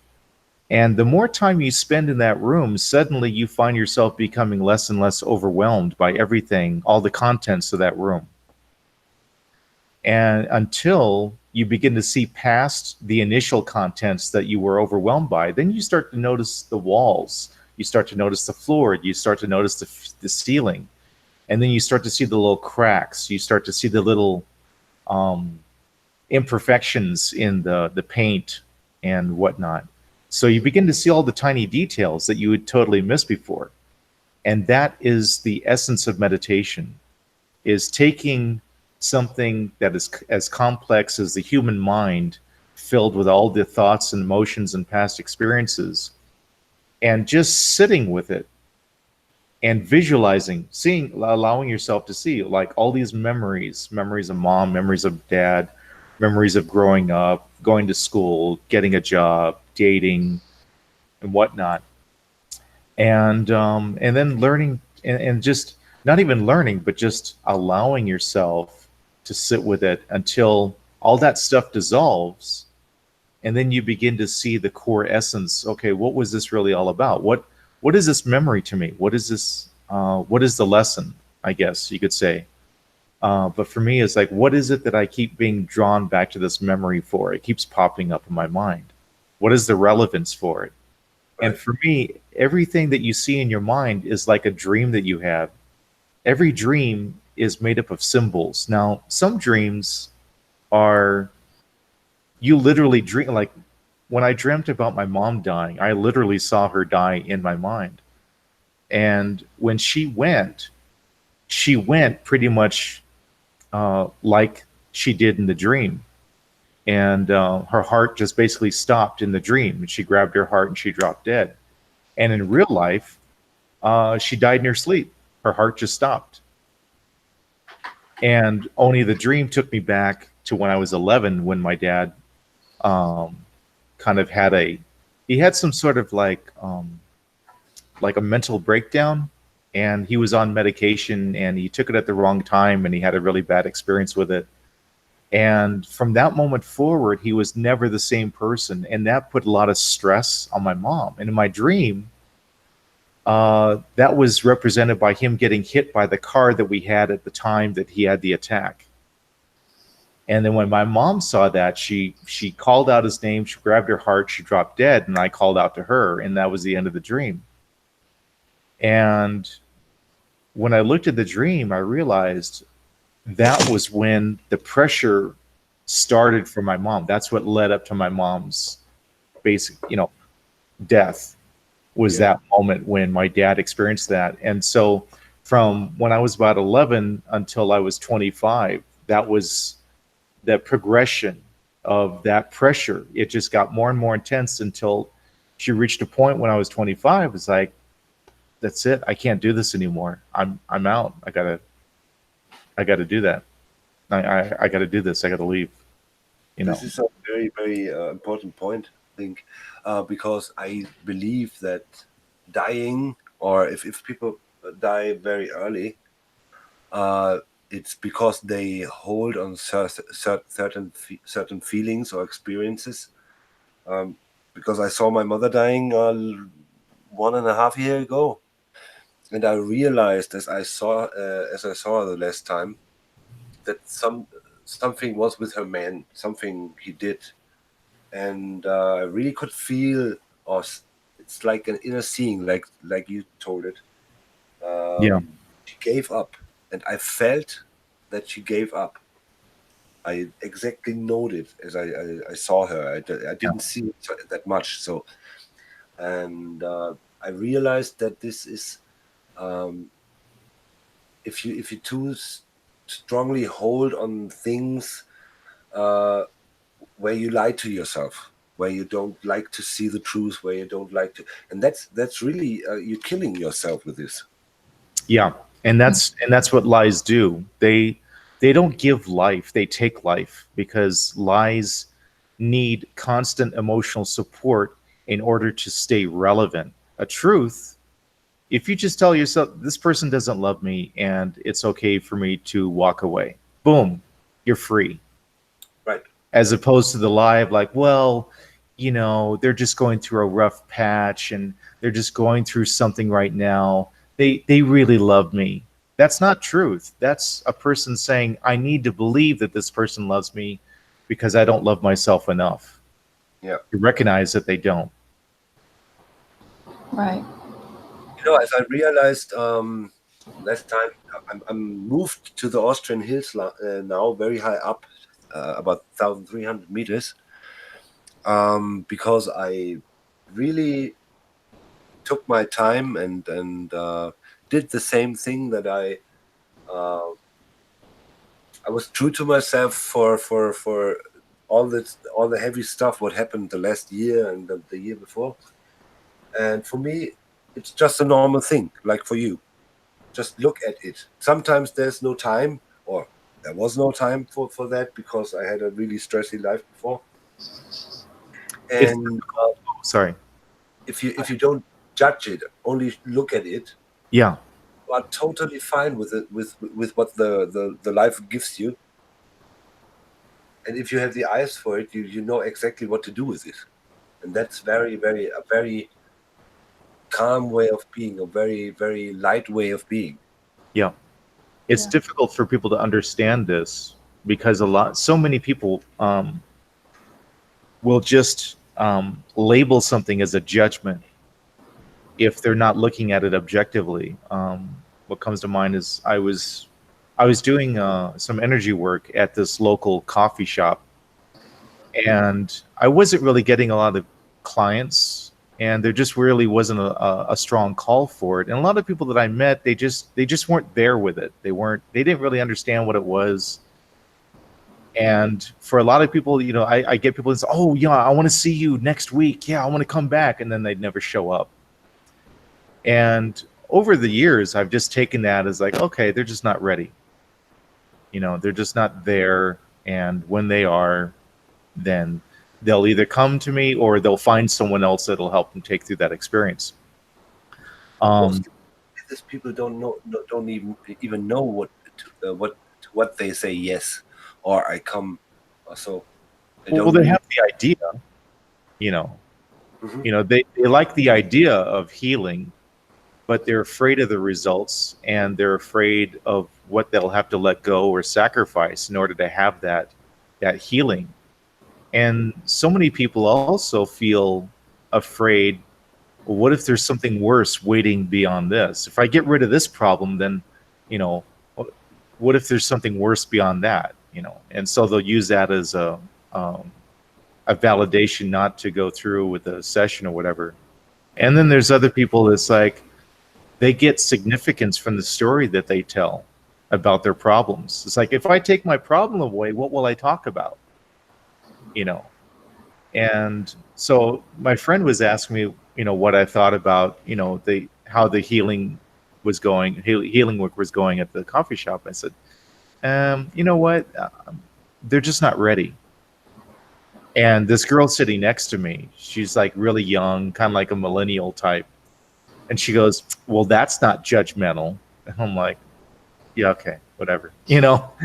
Because Yeah. it's like, one, she doesn't get it. She doesn't understand where I'm coming from, what I'm experiencing. And it's like trying to tell someone what the top of a mountain looks like and they've never been there.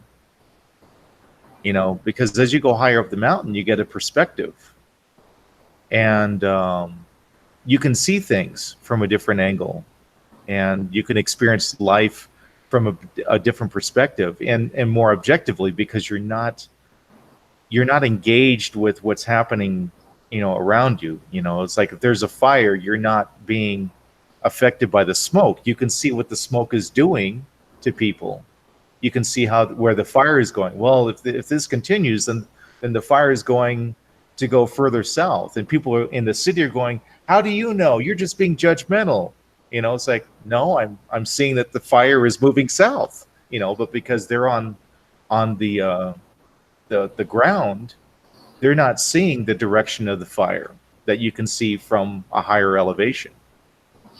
And this is something that I joke about with Roger a lot, is when he takes someone through a meditation, it's like he lifted them off the ground in a helicopter. And so this person suddenly sees a different perspective from a helicopter's point of view. And then obviously after the meditation, he comes back down onto the ground level, and that he's just, you can see it in their face. They're stunned. They're like, what just happened? I saw more than what I thought I would see. And that's one of the things about doing a really good meditation, is that you are going to see so much more around you, like the bigger picture. And the higher up you go, you're going to get an even better, perspective of life, of, yourself, of everything that's around you. And you're not going to react in the same way. You're going to pull back. You're going to, take time with it. And so much of our society right now is based on reactions. How many likes do you get? How many people are reacting to the things that you're saying? And that's literally where we're at as society. Instant gratification. Yeah, human race right now is all about, that's why people get annoyed when you don't react to their things. Yeah. You're standing back looking at what they're looking for deep down inside, and you can see it because you're on a higher perspective. But on the ground level, everyone is just making all these assumptions or reactions. And so when you go through meditations and you get off the ground and you see really what's happening around you, you become aware. And that's why I say, for me, meditation is becoming aware of what's happening, not only inside of you, but also around you. Yeah, and that's where the detachment comes in, because you're no longer sitting on the ground. You're no longer being affected emotionally. You're not being personally attacked. When you look up, you could be in a conversation with someone, and they're trying to get a rise out of you. If you step back emotionally and look at the conversation from a third person's perspective, or from a bird's eye view, and you're looking down to the situation, you can see what that person's looking for, and you go, oh, they're looking for me to attack them back. Oh, I get it.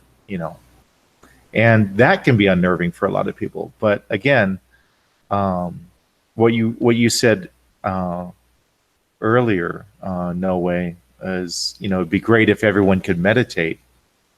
And yeah, that would be great if everyone could meditate, because then they could kind of take a break from their conditioned reality, or their conditioned consciousness or perceptions, and be able to see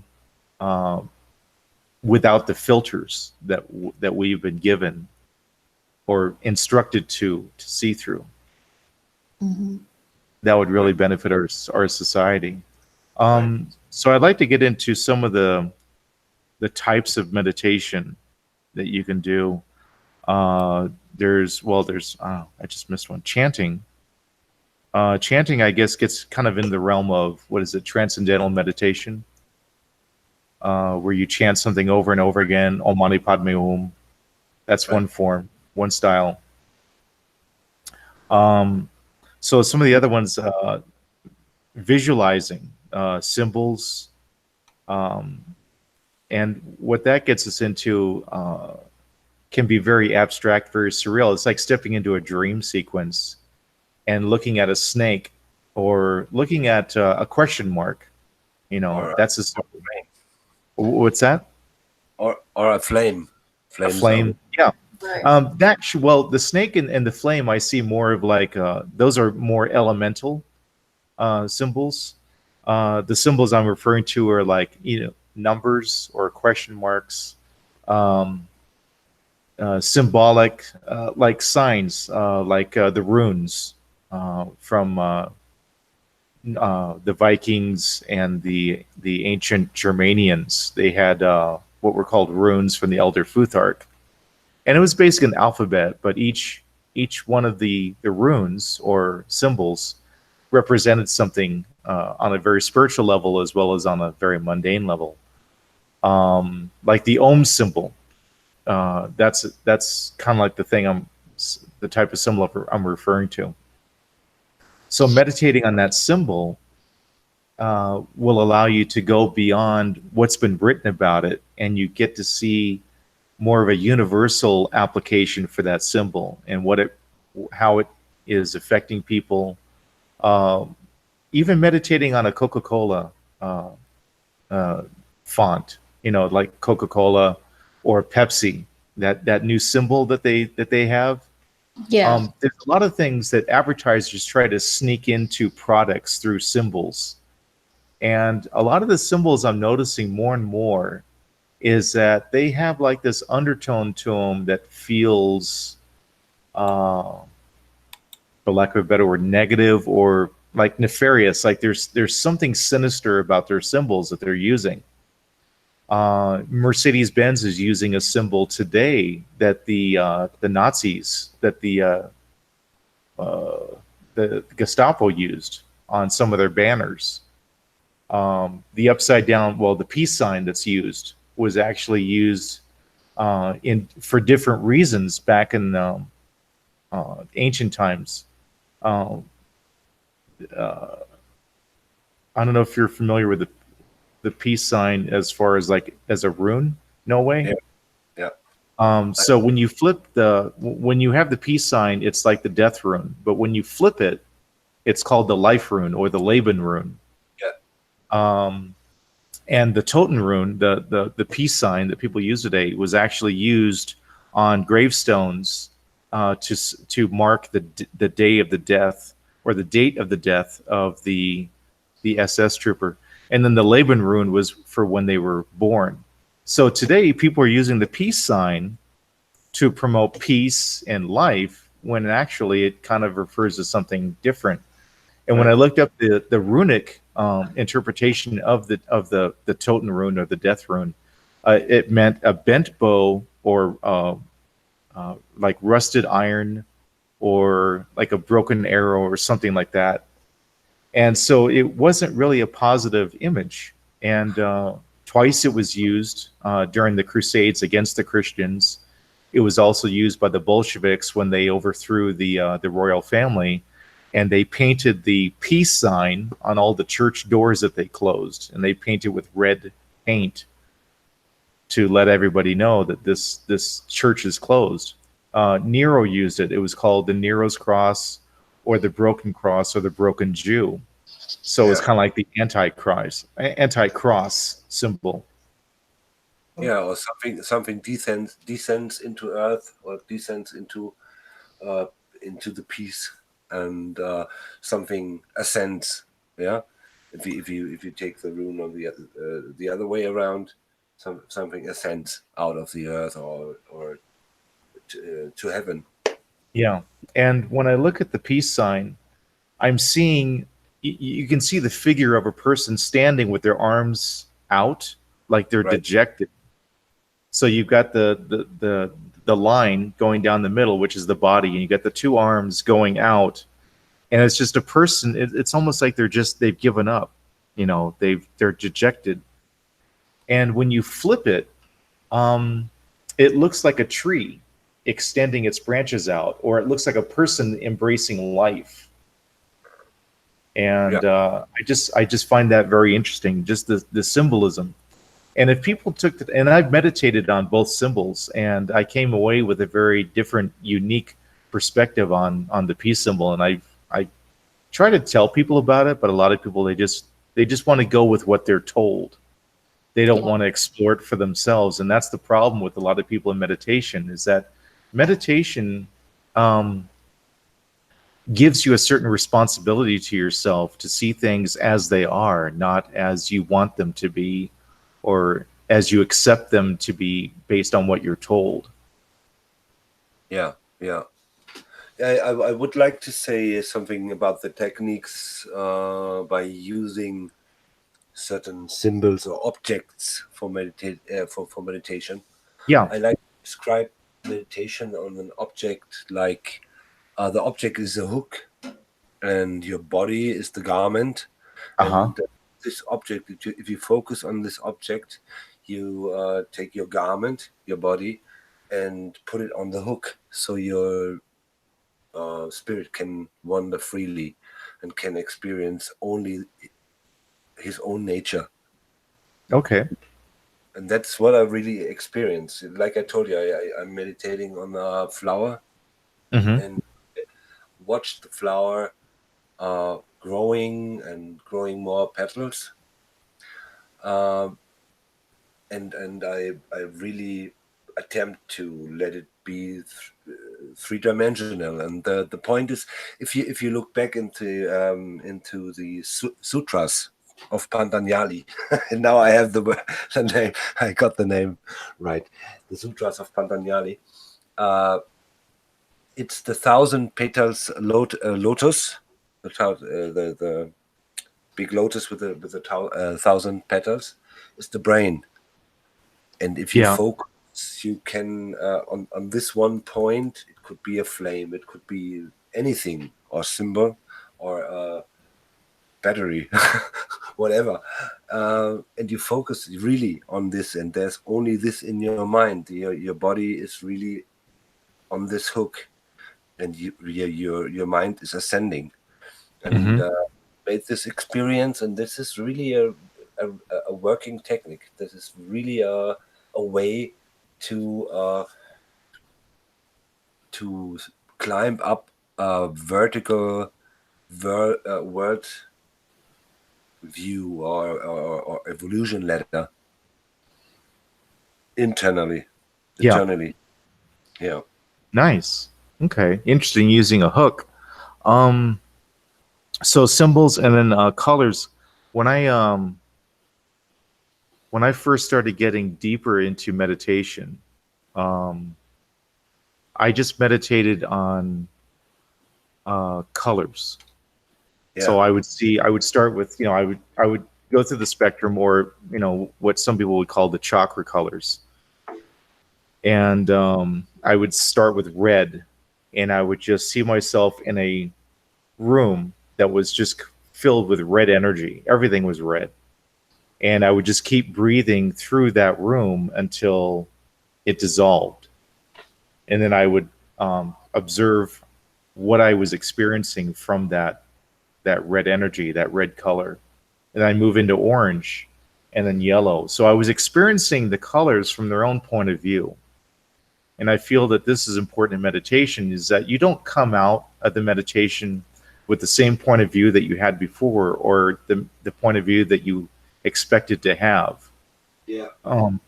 It's important to come away from the meditation from the point of view of not only yourself, but everything that you experienced in that. And that to me is more of like the cosmic mind, where it's not one or another separated.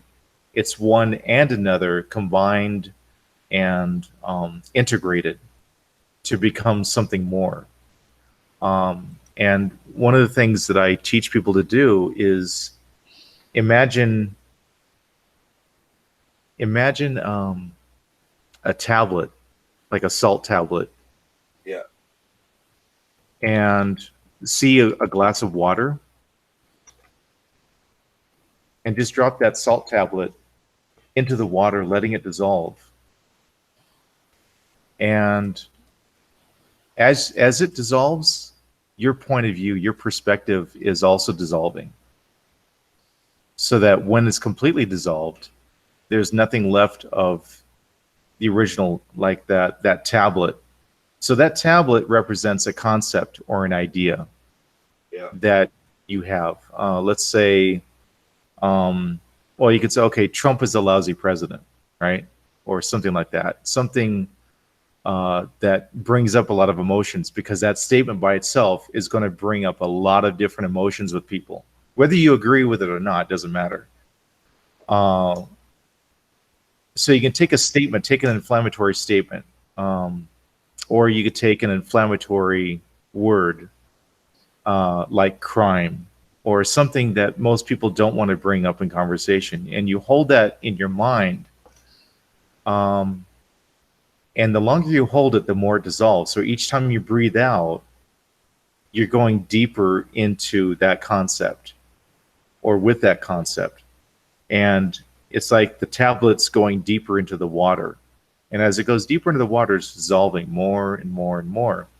And each time you breathe out, it's another layer that it's descended, and a little bit more of it has dissolved until there's nothing left. At the bottom, you've reached the end of the meditation. So basically, the meditation lasts for as long as that concept takes to dissolve. So that's kind of how I teach meditation. Yeah. And That's, so go ahead. Yeah, go ahead. no, I make it ready. Okay. Yeah. So, and that's when, and I actually took a friend of mine. He was a devout Catholic. I took him through this meditation. What is God? And he and I were having we were having a great conversation. It was talking about meditation, spirituality, religion, and we were covering all the bases. And it was a lot of fun. And so I looked at him. I said, "Do you want to try something?" He kind of looks at me. He goes, "Okay." It's like, okay. So I want you to hold the question in your mind: what is God? And each time you breathe out, just go deeper. Repeat it in your mind. Each time you breathe out, go deeper with it until it dissolves. There's nothing left. He goes, "Okay." So he closes his eyes, and he's silent for a little bit. All of a sudden, his eyes open, and he looks at me like, "Oh my God, what did you just do to me?"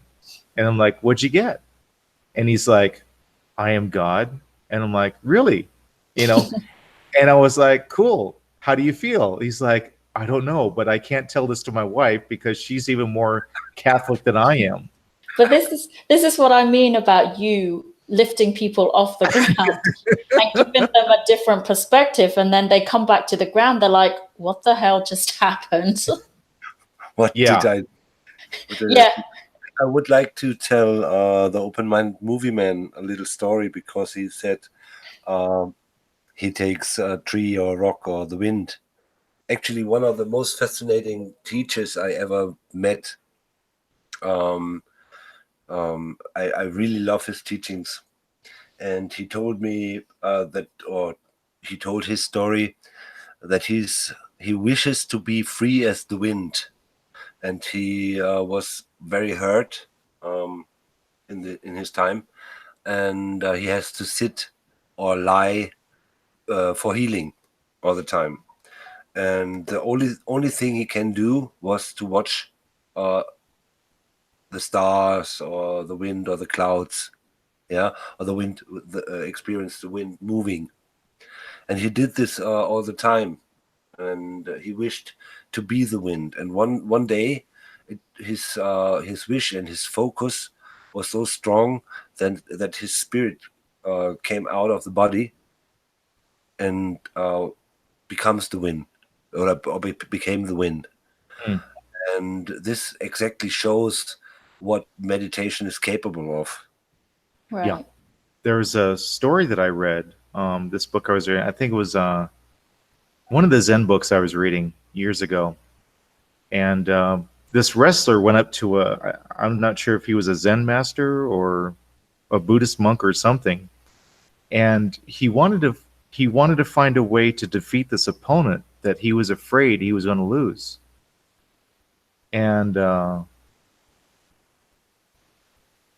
so he was recommended, it's like, meditate on rolling waves, just rolling in on the beach, one after another, after another, after another, and just meditate on that visualization.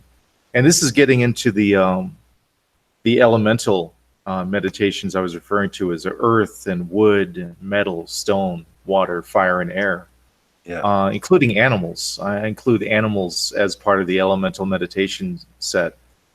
And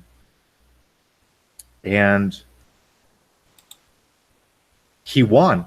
He beat the guy because his mind was on the waves, relentlessly hitting the shore, wearing down the rocks, wearing down the beach, until his opponent was subdued in the wrestling match. And that was one of the things that really intrigued me. I was like, wow, there's so much potential to meditation. And so Bonnie's asking me for a name to link the one speaking. I need a name to link. Oh, I think, is she talking to you, No Way?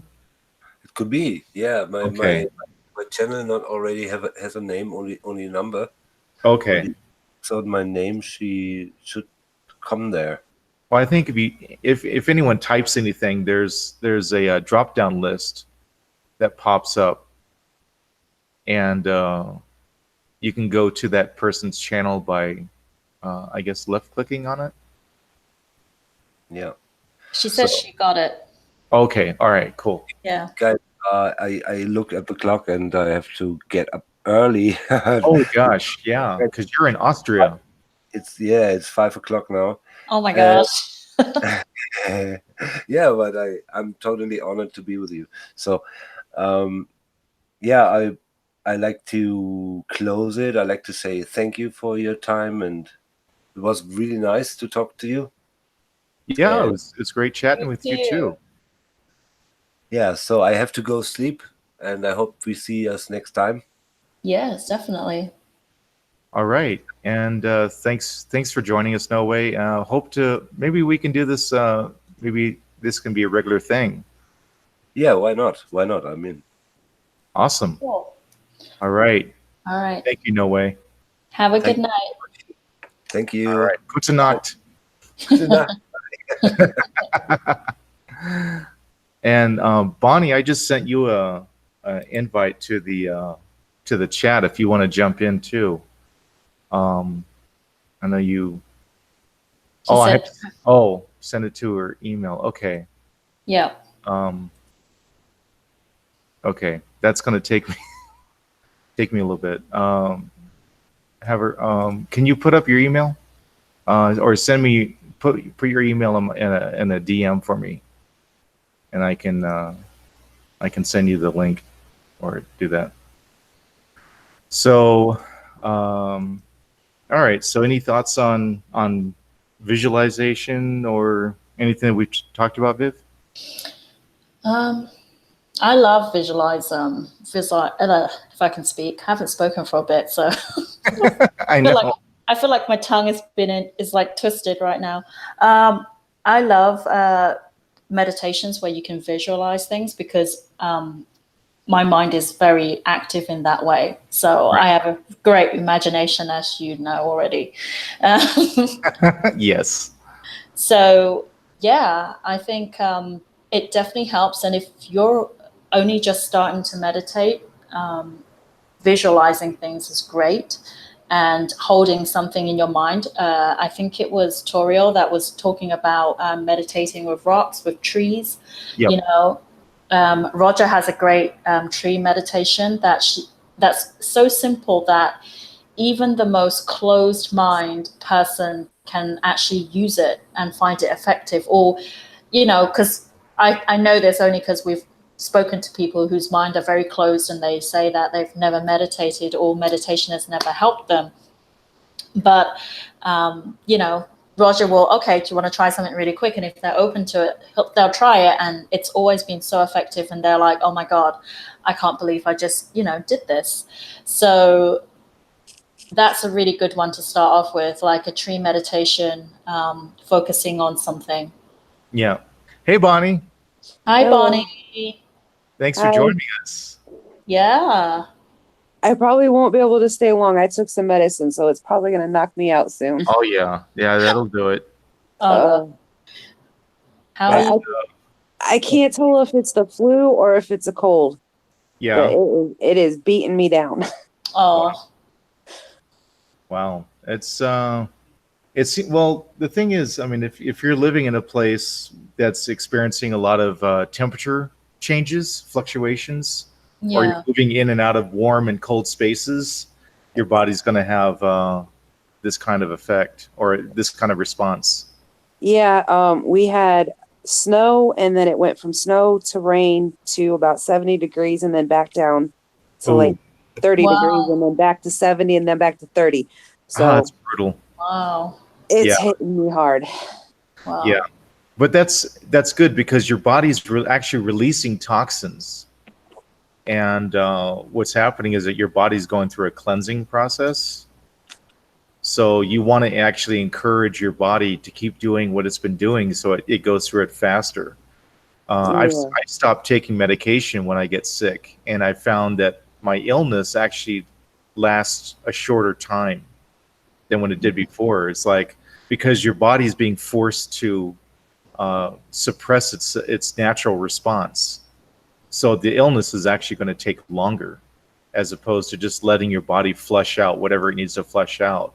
Yeah, I just took some ibuprofen basically because my fever's been really bad to the point where I've had cold chills and aches to the point where I can barely stand up. So Oh, I've wow. just been taking something for the fever to keep it down enough that it isn't going to hurt me, Right. not enough that it's going to do any other damage. But I haven't really taken anything else for this because it's basically just the high temperature and the body aches. So, Yeah. Okay. Yeah, just drink a lot of water.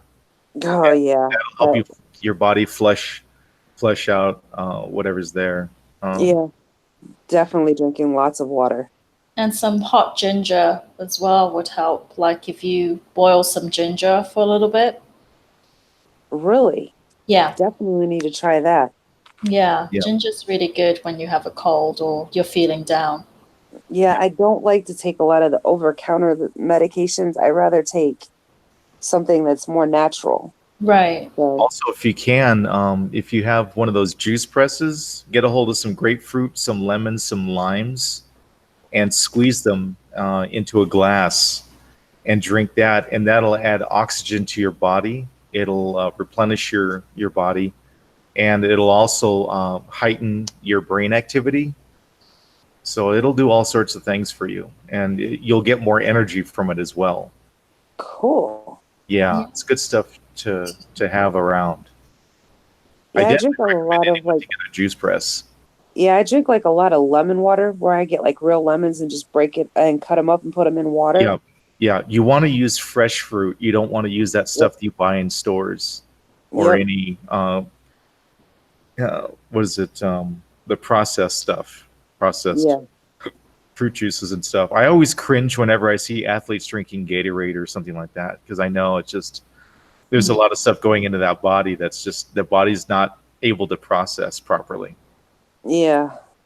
So I wish I knew this stuff when I was a kid playing, sports. And my mom would get me like these yogurt covered granola bars, and I was thinking, oh, they're so healthy because it's yogurt and it's granola. Come to find out, that's like the worst thing you want to eat. It actually takes away your energy. It doesn't give it. Wow. Yeah, it gives you a sugar rush, and that's about it. But yeah, there's a lot of stuff out there, but getting back to the meditation, it's like the more you meditate, the more aware you become of the subtle energies of food and drinks and people and conversations. So it really benefits a lot of things. Have you ever meditated before, Bonnie? No, I haven't. My husband has, and he's been working with me trying to teach me how Okay. to do it. There's a very simple technique I can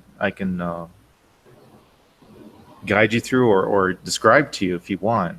Yes, please. It's okay. Imagine how you feel right now. How would you describe how you feel right now? Run down. Okay, so you take those words and you see them in your mind. You know, I feel run down or being run down. Each time you breathe out, you repeat those words. And each time you breathe out, you repeat them again. You breathe out, you repeat them again. You breathe out, repeat them again until they dissolve. And then see how you feel afterwards. And this process I call filtering. And what you're doing is you're running, let's say you've got tap water that's not very clean, and you run it through a filter. So by the time it's in your glass, all the impurities have been filtered out, and you have the true essence of the water. You have clean water. And by filtering through a statement that actually wears you down, when you filter it, you filter out all the impurities of it, and then you get to the true essence of what's really behind it. So that's one form. And just imagine like a salt tablet dropped in water. Each time you breathe out, it's going a little bit deeper into the water until that salt tablet dissolves completely. And at that point, the true essence of the salt tablet is infused in the water. It's one with the water in a sense. And if you perceive yourself as the water, then that concept, that idea that you just filtered or dissolved into yourself is actually, you've become something more than what you were before. You're no longer that glass of water. You're now that glass of water infused with the true or the pure essence of that tablet. Does that make sense? Yeah, actually, it does. So you just take anything. You can even say, like someone accuses you of being something or doing something, and you take it personally because you feel like, oh, that really hurts. But you take that statement and you dissolve it. You filter through it. Then as it dissolves, you start to see through what that statement is, and you find yourself less attached to it. So it's just something that I've kind of discovered over the years. Like, wow, when I hold something in my mind and I dissolve it, I'll see the true essence of it. And like if it's a positive thing, I'll see it, and it's like it incorporates itself, or it integrates into my everyday reality. But you know, if someone says something that's like, "Oh, you're such a jerk," it's like, okay, am I a jerk? Was I really being a jerk? I'll kind of filter through that, and I'll see it's like, oh, actually, no, I really wasn't. You know, so it's good to it's good to verify stuff, especially when we're telling ourselves something, because we can say, oh, I'm feeling unhappy. Well, it's like, okay, you're feeling unhappy, but is that your true self? And you know, people say, well, what do you mean? It's like, well, there's what we say to ourselves, and then there's the truth of what's underneath that statement. And the best way to verify whether something is true or not is to filter through it with meditation, or this meditation technique. That definitely makes sense. Yeah, and that's why I teach this stuff. I wish I had $1 for everyone that said, you know, that these techniques make sense. Like, oh man, you know, because I came across them while I was meditating, because I wanted to find answers to questions that I wasn't getting out of books that have been written by, you know, self-proclaimed gurus and all this and that. It's like, okay, these people are saying this, but it doesn't resonate. I'm not feeling it. And so I began to kind of breathe through things and meditate and ask questions. And as I asked the questions, I found the questions dissolved. But instead of getting an answer, I was experiencing an answer. And that was really powerful, because it's one thing for someone to tell you something, and you can say, oh yeah, that makes sense. But when you experience that truth, it goes way beyond just knowing. and appreciating it. It gets into, oh, now I get it, you know. Yeah. I went through something similar to that last year toward the end of the year, where I was having to face some issues and cut some things out of my life that were very negative. Mm, And I kept feeling like, I've got to fix everything. I got to fix all the problems. You know, I've got to be the one stronger than everybody else. I got to hold everything together. And then I just realized, you know what? I can't fix everything for everybody. I've got to right. worry about what I can fix, and what I can't fix, just let go. Yeah. And that was a very hard thing to do, because I had a lot of really negative feedback Mhm. because I walked away from it. But it was something I had to do, because it was just pulling me down, and it wasn't helping me in any way. It was making things worse. So I understand exactly what you're saying, and it makes complete sense. A Filtering good through what I technique, could and couldn't fix and letting it go really right. made a big difference. A good technique for that, when you hear yourself saying, and this is the first step, is to catch yourself saying this stuff to yourself. It's like, oh, I got to do this, I got to do that. The first stage is like, okay, wait a minute, hold on. What did I just tell myself? Oh, I've got to do this. Mm-hmm. And then look at that statement. It's like, okay, is this really what I have to do? And you sit with that question until it dissolves, and see what you get at the end of that process. And you're going to find a very interesting experience from that technique. I'm not going to tell you what you'll find, but I'd recommend, it's like, next time you catch yourself doing that, it's like, okay, do I really have to do this? And just sit with it. Each time you breathe out, sit with that question, go deeper into it until it dissolves.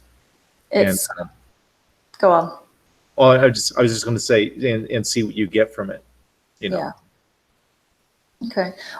Yeah, because what we were talking about earlier was meditation is also a way of being honest with yourself. And so sometimes we feel obliged, when someone asks us for help, or if someone's upset and they want us to, comfort them. Lots of things that we feel obliged in life that we feel we need to do. And so sometimes when we just take a moment, like Roger said, just take a moment and meditate through that question. Do I need to do this? It's us asking ourselves, is this really what I want to do? And seeing the truth of what that other person is wanting from you too. They're not necessarily going to change, but they just want the attention, or they just want you to feel sorry for them so they can be in that state of being a victim. So yeah, for me, since I've started meditating, being honest with myself has been one of the biggest challenges that I find, because I still catch myself trying to override what is true to what I'm used to doing. And then I'm like, wait, I feel like I'm just telling myself to do this because that person is expecting me to, but it's not something that I really want to do. And when you don't want to do something, you're not going to do it well, and you're not going to enjoy it. So one of the things I used to catch people with was what I called the love test. And I would ask people, it's like, well, are you really happy? And they'd answer me, and well, yeah, So I turned the question to, okay, so if you were to ask someone, do you love me? And that's the way they answered you, how would you feel? And so many people just got really self-conscious or uncomfortable. And it's like, oh, I don't think I'd like that, And it was just my way of showing them, it's like, look, you're not being honest with yourself. And this is how you're being treated. This is how you're treating yourself. And there's not a lot of people out there that can really handle that level of honesty. But there are people that are looking for it because they're tired of being lied to. They're tired of being in situations where they have to sift through everything to find 1 ounce of truth. Another one is basically just looking at yourself. Okay, like anytime you tell yourself, oh, I have to do this, or I have to do that. Imagine if you were a child and your parents were doing that to you. Oh, you have to do this. What's your natural response? How would you naturally respond to not just your parents, but anyone saying, "Oh, you have to be this way. You have to do this." You know, um, there's a natural instinct in every individual that will rebel against that. You know, anyone who tells me anything, oh no, I don't want to do that. And I see on Twitter all the time, I don't have to listen to anyone, blah blah blah. It's like, okay, you know, but when I ask them, it's like, well, what is it that you do to yourself that's the same way? How do you treat yourself? Do you tell yourself, or do you ask yourself if this is what you want to do? It's like, I want to get back into shape. Okay. I want to eat healthier. I want to make I want to make more money. I want to do something better with my life. It's like, okay, so how are you responding to that? Are you resisting it, or are you embracing it? And people will say, well, of course I'm embracing it. It's like, well, wait a minute, hold on. If someone were to tell you that you need to make more money, or that you need to get in shape, or you need to have a better diet, how would you respond to them? And a lot of times they'll say, oh, I wouldn't like it. And I'll tell them, it's like, well, this is how you're treating yourself. And instinctively, you're resisting everything that you're trying to tell yourself, even though it's healthy, even though you know that it's healthy for you. You're forcing yourself to do something, and you're, being that inner child, you're resenting it and you're resisting it. And so that's when I would tell them, it's like, just meditate on that question, or meditate on that statement, I want to be healthier. Or turn it into a question. It's like, do I want to be healthier? And so that way you're inviting a suggestion rather than forcing this suggestion onto yourself. So using meditation to kind of take yourself to the next level of conscious experience in being healthier. So does that make sense? Yeah, it does make sense. And a lot of people do this. A lot of people, and this is the problem I have with these motivational speakers. I'm not going to name names, but a lot of them are out there going, you have to be successful. You have to do this. You have to do that. And they're pointing their finger at these people. And they're all getting charged up. They're all getting amped. And it's all hype. And it's like, and then they walk out, and like a month later or 2 weeks later, that feeling is gone, and they're back to square one, and they haven't changed anything. So, of course, they have to shill out another $5,000 for the next seminar for someone to stand up on stage and tell them how awesome they are. There's a hint. Or what they have to do with their lives, and how they have to take charge. And it's like, it's so aggressive. Nobody's going to listen to that, not subconsciously. They'll accept it consciously because, of course, this is healthy for me. And, especially when we do things that are self-destructive, we think, well, I would never do that to myself, And well, would you hit your hammer? Would you hit your foot with a hammer? No, I wouldn't. Then why are you staying in an abusive relationship? Why are you staying in an abusive job? Why are you staying with a boss that doesn't appreciate you? Oh, well, and then the excuses come out, because in a sense they are hitting their foot with a hammer. So what I would do is I would take them through a meditation. It's like, okay, is this really what I want for myself? And at the end of it, they'd experience the answer. Again, I'm not gonna color the experience with a suggested response or ending, but it's important to verify these things for ourselves, and not just to rely on a guru or a religious teacher or spiritual teacher to tell us what we should be experiencing. I know when I teach meditation to people, I want them to have their own experience, to have their own enlightenment. And enlightenment really is nothing more than an understanding. And this is something not a lot of people understand. They look at enlightenment as though it's some profound mystical experience. It's like, it's nothing more profound than understanding a joke. Like, oh, I get it. I totally get it. You Hey, understand the joke. Hey, Yeah. Roger, can you tell the monk Yes. and the... All right. I knew it. I knew you're going to ask me that. So yeah, the story of the monk and the Really quick, Roger, I'm gonna jump off here, okay, and Yeah. get some rest. right, But I'll keep listening to this as I'm going to sleep. all All right, right. Bonnie. Well, thanks so So much for thanks for joining us. having me Thanks for come jumping on. on. You bet. Thanks for being with us. Take All care. right, Feel night, better. guys. All right, good night. Night. Okay, so the story of the monk and the warrior. A warrior is looking for some kind of spiritual breakthrough, and so he approaches this monk and he says, "Monk, you're a holy man. You understand things that are of an esoteric nature. What is the difference between heaven and hell?" And the monk looks at him. He looks at the warrior's sword, and he says, "Why would I tell you? You're nothing more than a barbarian with a sword. Take away the sword, you're nothing but a coward." Instantly, the warrior becomes enraged. He draws his sword, he holds it high above his head. He's getting ready to strike the monk down. And the monk says, "Ah, that's hell." And the warrior stops. And all of a sudden, his face changes from fury to one of understanding. And he goes, "Ah." And the monk looks at him and says, "That's heaven." And it's just one of my favorite stories. And actually, it's one of yours now, isn't it, Viv? I know.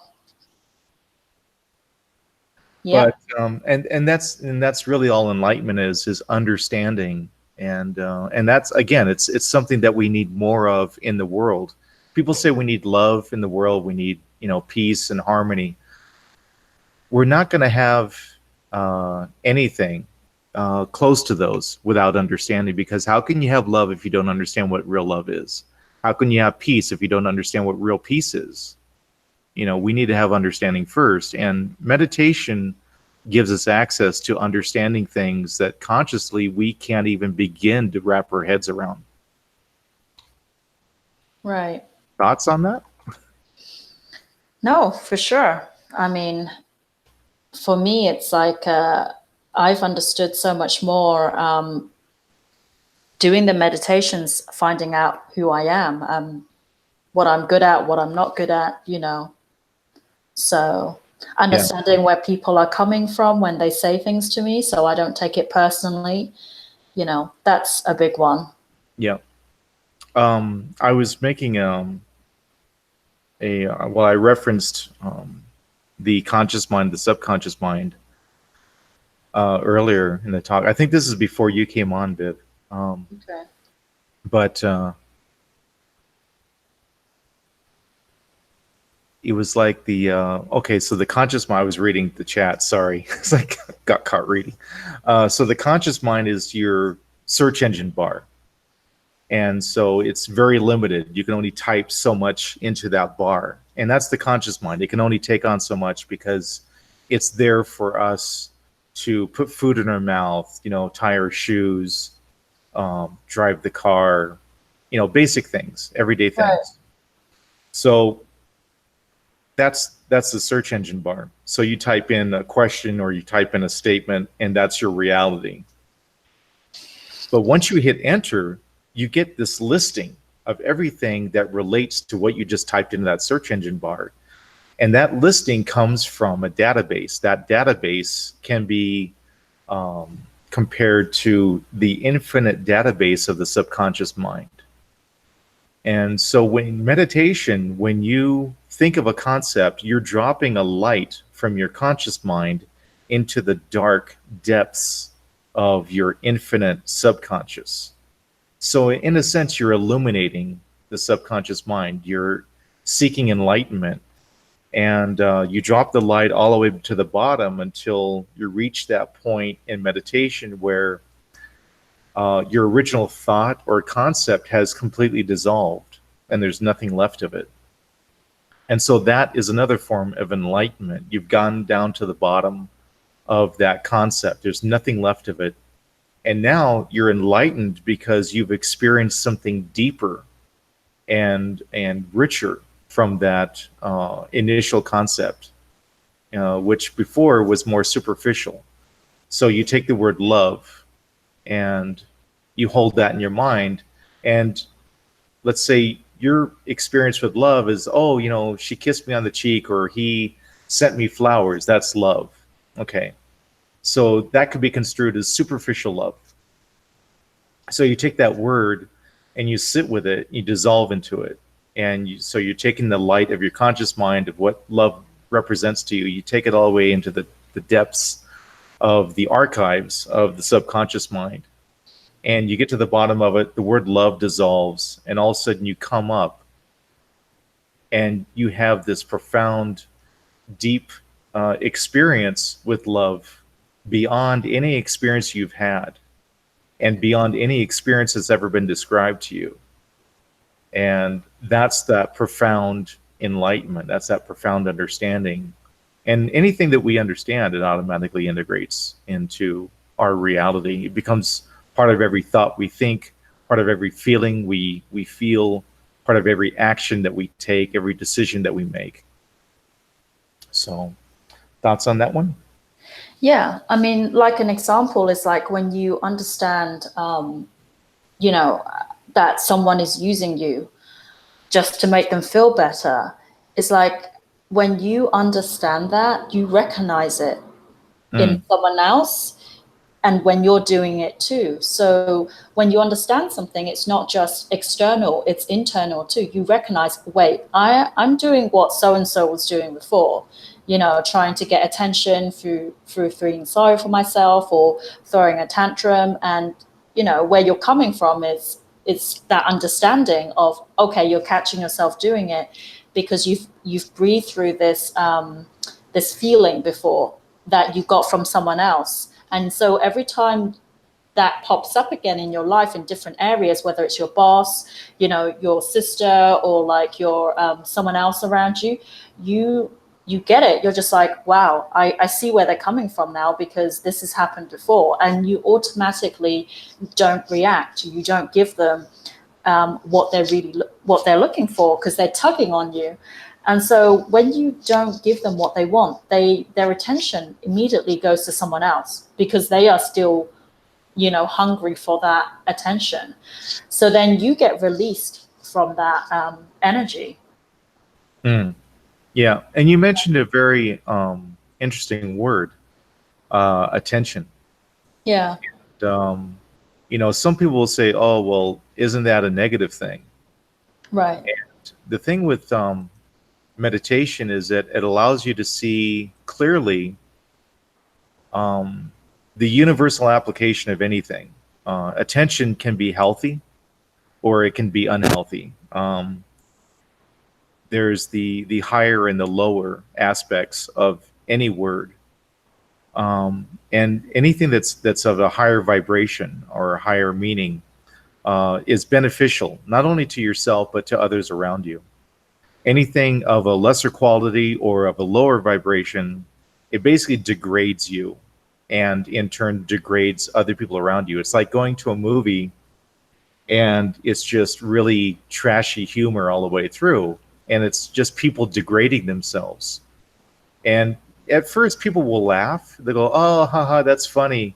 But after a while, it's almost like they've kind of absorbed that negative humor into themselves, and they're seeing how it applies to them, as opposed to just like a silly pratfall, something Charlie Chaplin would do, or like a light joke, something that doesn't tear someone down. Yeah, that's one of the things that I find after you meditate through something is that you see through people's jokes and you see whether they're really joking or they're really trying to like take a stab at you, but trying to laugh it off. Yeah.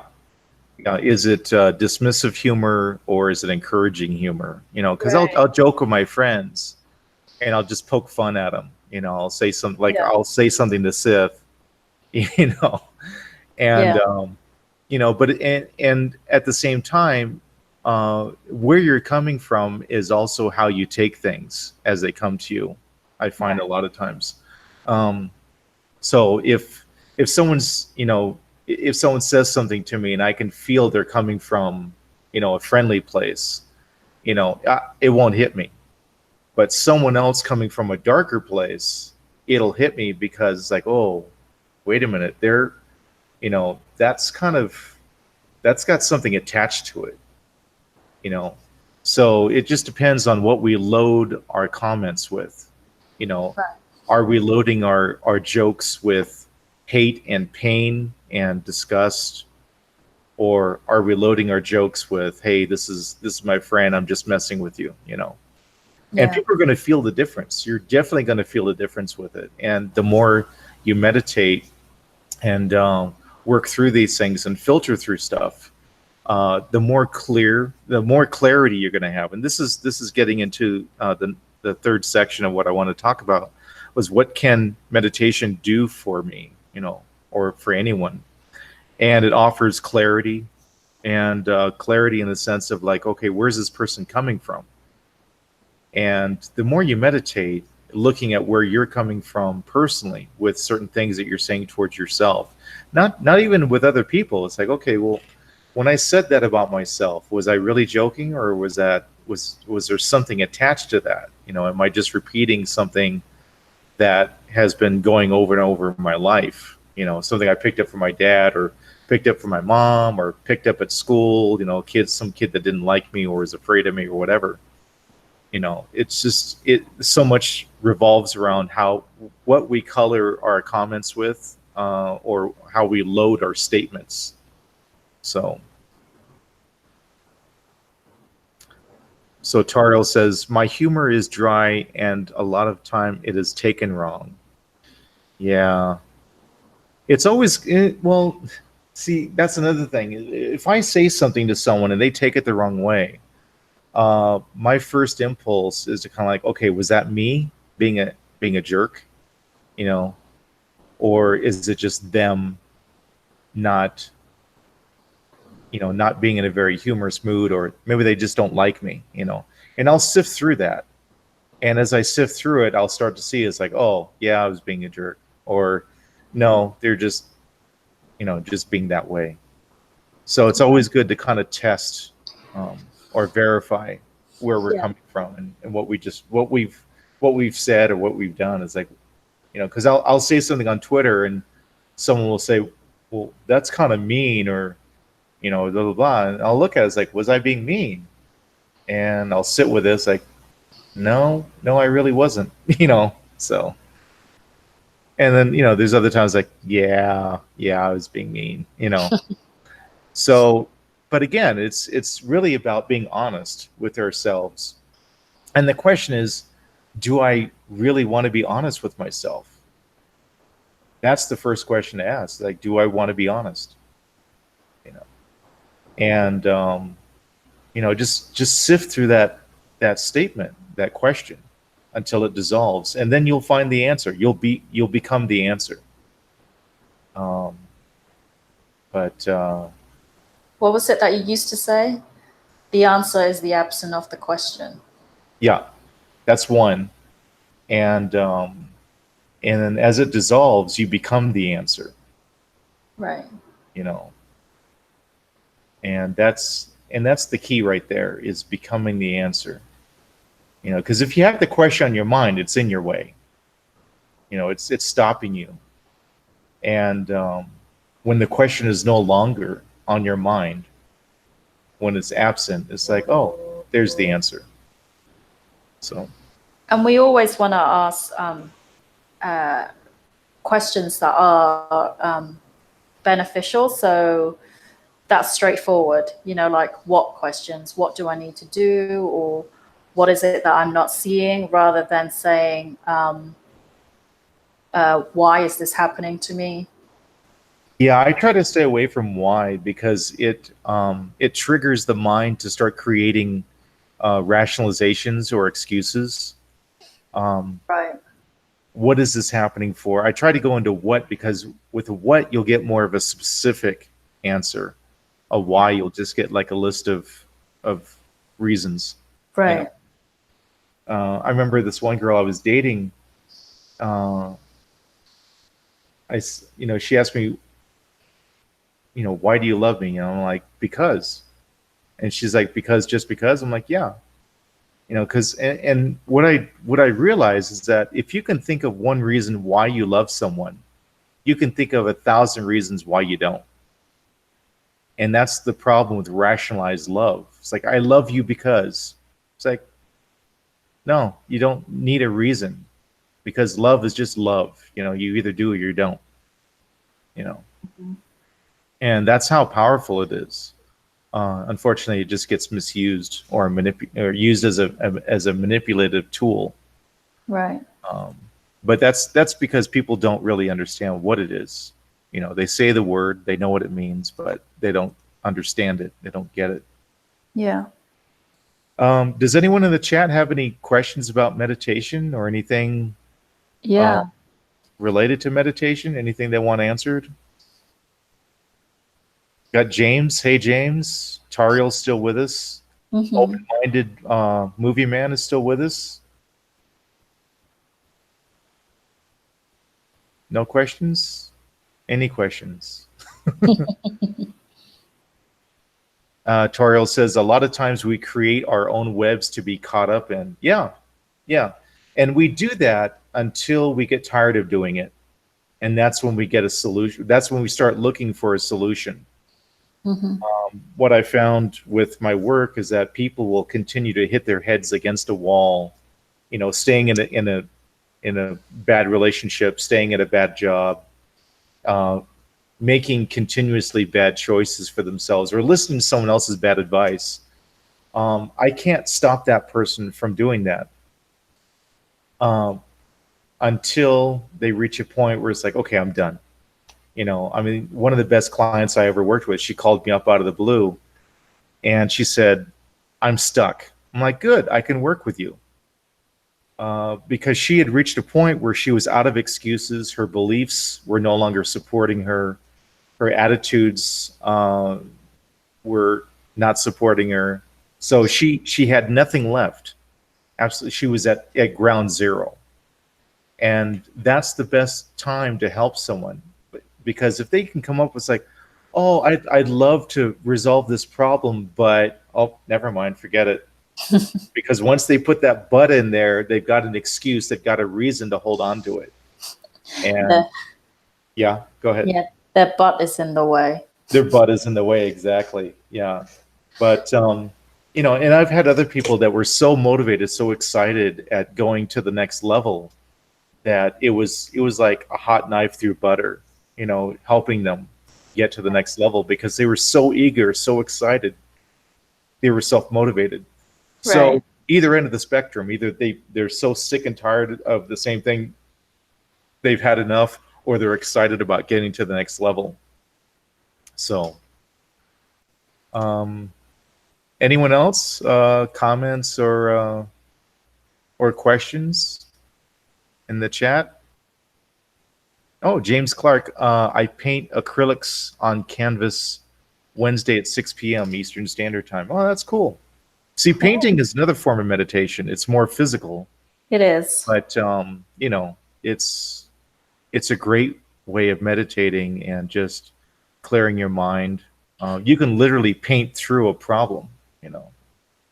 Mm-hmm. I knit and I make jewelry. Yeah, that's another form of meditation. A lot of people think, oh, I don't have time to just sit around. I like to be busy. It's like there's so many different ways of meditating. Yeah. And what I found with spirituality or consciousness, it's what you bring to what you're doing. It's the attitude that you do it with. It's like having an angry person that hates cooking make a meal for you. I wouldn't want to eat that food. But someone who loved cooking or appreciated me is like, oh yeah, I'd love to have you cook for me. Yeah. So Yes, yeah, it's definitely relaxing. And you know what? I just want to share this really quickly, is that Roger taught me so basically I try and meditate when things pop up, and I try and work through it straight away, so I don't let it sit around. And one of the things that has accelerated this is when Roger taught me how to play Diablo 2. And literally, it wasn't until I started, because he used to play all the time, and I used to get annoyed because it's just fighting monsters and stuff like that. But then one day he just said, "Look, just give it a go and see what you think." So I gave it a go, and of course I was like, "Okay, this is pretty cool. This is not bad." So I started playing it, and the more I played this game, and of course, for those that don't know anything about Diablo 2, is that as you play, your character becomes stronger. If it's a character that can use magic, you'll have more magic. So basically, as I was going through this process, I realized that there was parts of me, of my personality, that was coming through on the game. And I was like, oh my God, I didn't even realize I'm like this, And so those things, like even playing a game, if you're consciously aware of yourself and what you're doing, even playing a game can bring out things about you that you weren't aware of. And so I was able to work through it. And the more I played the game, the more it became easy, and I wasn't reacting in the same way. Again, going back to that reaction thing, how we often just give reactions. We're not standing back and, taking our time to analyze, okay, what is this all about really? So that was an eye-opener for me. And since then, I haven't really complained much about Roger playing games. Yeah, I kind of use them as opportunities to see aspects of myself that I might have missed. The problem with staying in the light so much is that you miss the stuff that's lingering in the dark. And you have to go to those dark places in order to bring more light energy into yourself. So you need both. You need the light, you need the dark. The dark teaches us how to handle tough situations, both within and outside of ourselves. The light helps us to transcend those situations. So it's a balance. And I find that a lot of people, they stay so much in the light, they get distracted. And they don't see the dark things within themselves. They're completely oblivious to them. And people will look at me, it's like, wow, you're awful dark. It's like, okay, because they don't see the aspects of the darkness as being beneficial, and we need it in order to expand. We need it in order to grow. You stay in the light, you don't change. You just stay the same. You're always this, always that. And after a while, it either gets old or eventually it breaks down. And James says he stopped playing games to get back into his novels and artwork. Cool. Yeah. Well, it's good to change things up. I don't play games all the time, but I do play them when I get a pull. Mm-hmm. I like to write. I like to sketch, draw. I do a lot of drawings for my friends on Twitter. Right now, my tablet's out, so I'm not doing any drawing right now in Photoshop. But there's so many different avenues, so many different ways to approach meditation. Yeah. And the darker aspects of ourselves need to be explored, experienced, and most importantly, understood. Once we understand the dark, then there's nothing to fear in that, because when you're afraid of something, it's got control of you. It's like being afraid of a dog that's barking. That dog controls you. And a lot of people don't realize that the things that they fear control them. Because if the dog decides to start barking at you, you can't control how you react. You're locked in fear. But once you understand, oh, that dog's just barking for attention, or that dog's barking because he's afraid of me. Once you understand the motive for the dog, then it's like, oh, okay, I'm not afraid anymore. And that dog no longer has control over you. But again, it's understanding the darker aspects of life, and then bringing them into the light. And so, in a sense, they'll still be dark, but they're illuminated to the point where it's like, okay, I get it. I'm not afraid. Yeah, and I remember one of the things you said to me in the beginning of my journey of starting to meditate was that all you're doing is you're taking your subconscious mind into darkness to see what's there. And whatever is there is a part of you anyway. It's just something that you've either forgotten about or you didn't realize that was there. But whatever it is, it's just a part of you that you need to understand or get to know more of, kind of Yeah. thing. And Toriel just says she loves the night, find it very magical things in the dark. And it's the same here. Like Roger and I, we love working at night. I can make jewelry until like 4 or 5 o'clock in the morning, because during that nighttime is when we're most active, because, you know, the nighttime is just so quiet and peaceful. Yep. Thanks, James. Yeah, it is. When I was a kid, I was scared of the dark because of everything that I was feeling. Once the lights went out, my sensitivities went off the chart. I could feel people's thoughts. I could feel emotions. I could feel a lot of stuff that was not tuned into the, I guess, for lack of a better way to put it, they weren't aligned with the physical aspects or the physical dimension that we exist in. So I Yeah. could feel all that stuff that was out there, and I didn't understand it. I didn't understand why I was experiencing that, why I could feel it. Right. So, but as I became more accustomed to it, I began to understand more of it, and that's kind of getting back to, you know, in meditation, when you sit in a room that's busy or filled with stuff, it's overwhelming. The longer you sit in that room, the more accustomed you become to everything that's in there, and then you start to see the details. You start to see the things that you missed, the more subtle things. Right. And that's basically meditation, you know, taking something and sitting with it in your mind until it dissolves. And then you experience something that takes you far beyond what you were perceiving before. Tariel mentioned earlier that she still uses trees. Mm-hmm. One of the meditations I love to teach people, it's a very basic meditation. It's what I call the tree meditation. And what you do is you see a tree in your mind, and this is your tree. So you see whatever tree that you see. It could be an oak, it could be pine, eucalyptus, whatever. You see that tree in your mind, and in your mind you place your left hand on the left side of the tree and your right hand on the right side. You place your feet amongst the roots, and each time you breathe out, you're going deeper into the trunk of the tree. And as you breathe in, the tree comes into your body. So you breathe out, you go into the tree, you breathe in, the tree comes into you, until you start to connect down to the roots. And as you breathe out, you go deeper into the earth through the roots. You breathe in, you're breathing in the earth through the roots into you.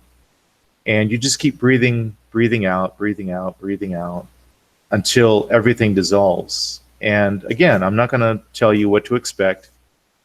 Try that exercise and see what you get, you know, from that experience. It's something that I did with my drumming class. Well, my drumming, the sacred drumming I did Saturday before last. I took people through this tree meditation to kind of get them to a certain space within themselves before I started drumming, and that was a lot of fun. Mm-hmm. Do you remember the first time I did that with you? Yeah, it wasn't the same though. I remember there was something in my life that was troubling me at the time, and you told me to go into the forest and see the tree that represents that situation. Right. And Yeah. so I saw the tree, and you know, you asked me, what does the tree look like? You know, and I said the tree is dry, the roots are sticking out, and the tree's dying. And so, you know, you showed me how to heal it. Like basically it's just asking the tree, what does it need? Does it need water, nutrition? What does it need from me? So it could be love, it could be appreciation. So it was me listening to what the tree needed that represented that part of my life. And so after that, it was like a very it didn't take very long, and I stepped back from the tree and I could see that the tree was flourishing again, and the roots were like healthy, and it went back into the earth, and the earth around the tree was really healthy too. So, and I could see that the tree was growing again. Yep. That one was the healing tree exercise. So the tree represents an aspect of your life, Hmm. and like even if it asks for like water, that tree is not a physical experience. It's existing on a non-physical plane, so it's asking for water, but in a non-physical way. So that water represents something that is key or instrumental or important or necessary where that tree exists. So if it gives you something physical, it's like, well, how do I give this spiritual tree or this non-physical tree water? It's like you just focus on the word water, and the word water represents something symbolic to that tree that it needs, and it's just being interpreted as water. So if you try that exercise at home, just keep in mind if you get something like that, that's basically what it means. It's just a representation of something. It's a symbol. Right. Yeah. And yeah, I knew you knew that. I just want to make sure that our listeners were Yeah. that. Cool. But yeah. So what can meditation do for you? What have you found meditation has done for you, Viv? It's done a lot for me. So made me realize who I am, what I still need to work on. Made me realize what I'm capable of. So sometimes we meditate through things that are not so pleasant. And so once we meditate through that, ideas come up. So I love making jewelry. I love using my hands. So I do embroidery as well as knitting, and I love cooking too. So it's almost like creativity is my healing process. And so once I breathe through something, or I've meditated through something that's negative for me, I get ideas to do things. It could be cooking, it could be making a new design, knit some socks, whatever it is. It always comes through afterwards as like the result of working through something that wasn't so good, in my mind. So for me, meditation has helped me expand myself, helped me express myself better. And more importantly, it's helped me to see things for what they are and not to take things personally, which was something that I used to do a lot. I used to take comments from people, people's reactions to me very personally. But once you breathe through or you meditate through these things, you see where they're coming from, and you don't necessarily, you kind of know it's not what you're doing, but it's what they're still holding on to. Sometimes it's still me, and again, it's just showing me that, okay, you've got something here that you still need to work through. And it's taking a long time to get to the point where you can be honest with yourself and just go, okay, I'm being annoying now, not just to other people, but I'm annoying myself, which is why I'm expressing it physically. So there's a lot of things that just doing a little meditation can actually help you see things better. And like I said before, meditation for me is being aware of my surroundings as well as being aware of myself, being conscious of it. And I highly recommend it, even if you've never meditated before, to just try one word that sticks out in your mind that annoys you, or you're constantly thinking about it, and Yeah. just use that word to just breathe through it until, like Roger said, it dissolves from your mind, and see how you feel. When you see that word again, how does it make you feel now? Do you feel the same way? And that's a way of testing whether you've worked through something or not. If you still feel the same way, then okay, there's something else underneath that word that's kind of holding it there. There's something that just came to mind while you were talking. is so many people don't feel appreciated, or they don't feel loved, they don't feel respected. And something that I've asked people is like, well, do you appreciate yourself? And, 9 times out of 10, they'll say no. I mean, they'll look at me and it's like just their face will tell me the answer. Right. And a lot of times they'll say, well, yeah, of course I appreciate myself. It's like, okay.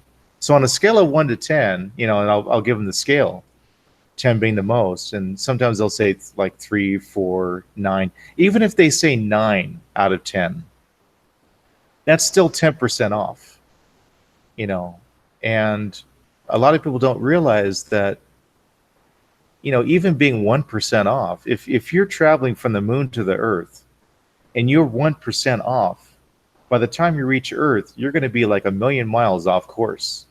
So you've got to be 10 for 10. You've got to be 110% aligned with what you're saying. And a good exercise, for people that aren't being appreciated, like in a relationship or at work or with family, especially. It's like, oh, every time I go back home to see my folks, or see my family, whatever, I'm not getting this, I'm not getting that.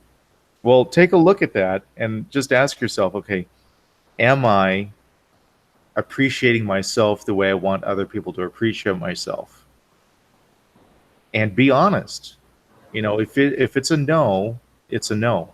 If it's a tentative yes, if it's a maybe yes, it's a no. It's got to be solid. You've got to own that. It's like, am I appreciating myself the way I want others to appreciate me? Yeah. It's got to be that. Yeah. It's solid. But Tariel says that is a hard thing to be honest with yourself. Here's the thing. Do you want people to be honest with you? If your answer is yes, then that hardest thing to be with yourself is the most important thing to be with yourself. And you owe it to yourself to be honest with yourself. And that's how we respect ourselves. If I don't respect myself, I'm going to lie. I want to tell a little white lie. Oh yeah, it's fine. No, it's not. Because I'm disrespecting myself. I'm not being honest. And I'm showing people how to treat me. The way I treat myself, if I treat myself like a doormat, guess what? People are going to wipe their feet on me. And it makes it that much easier for me to stay in those situations where people are disrespecting me, lying to me, being dishonest. But when I'm honest with myself, I naturally stay away from people who are being dishonest with themselves. It's so easy. But yeah, it is difficult. I'm not saying it's easy, but it's important.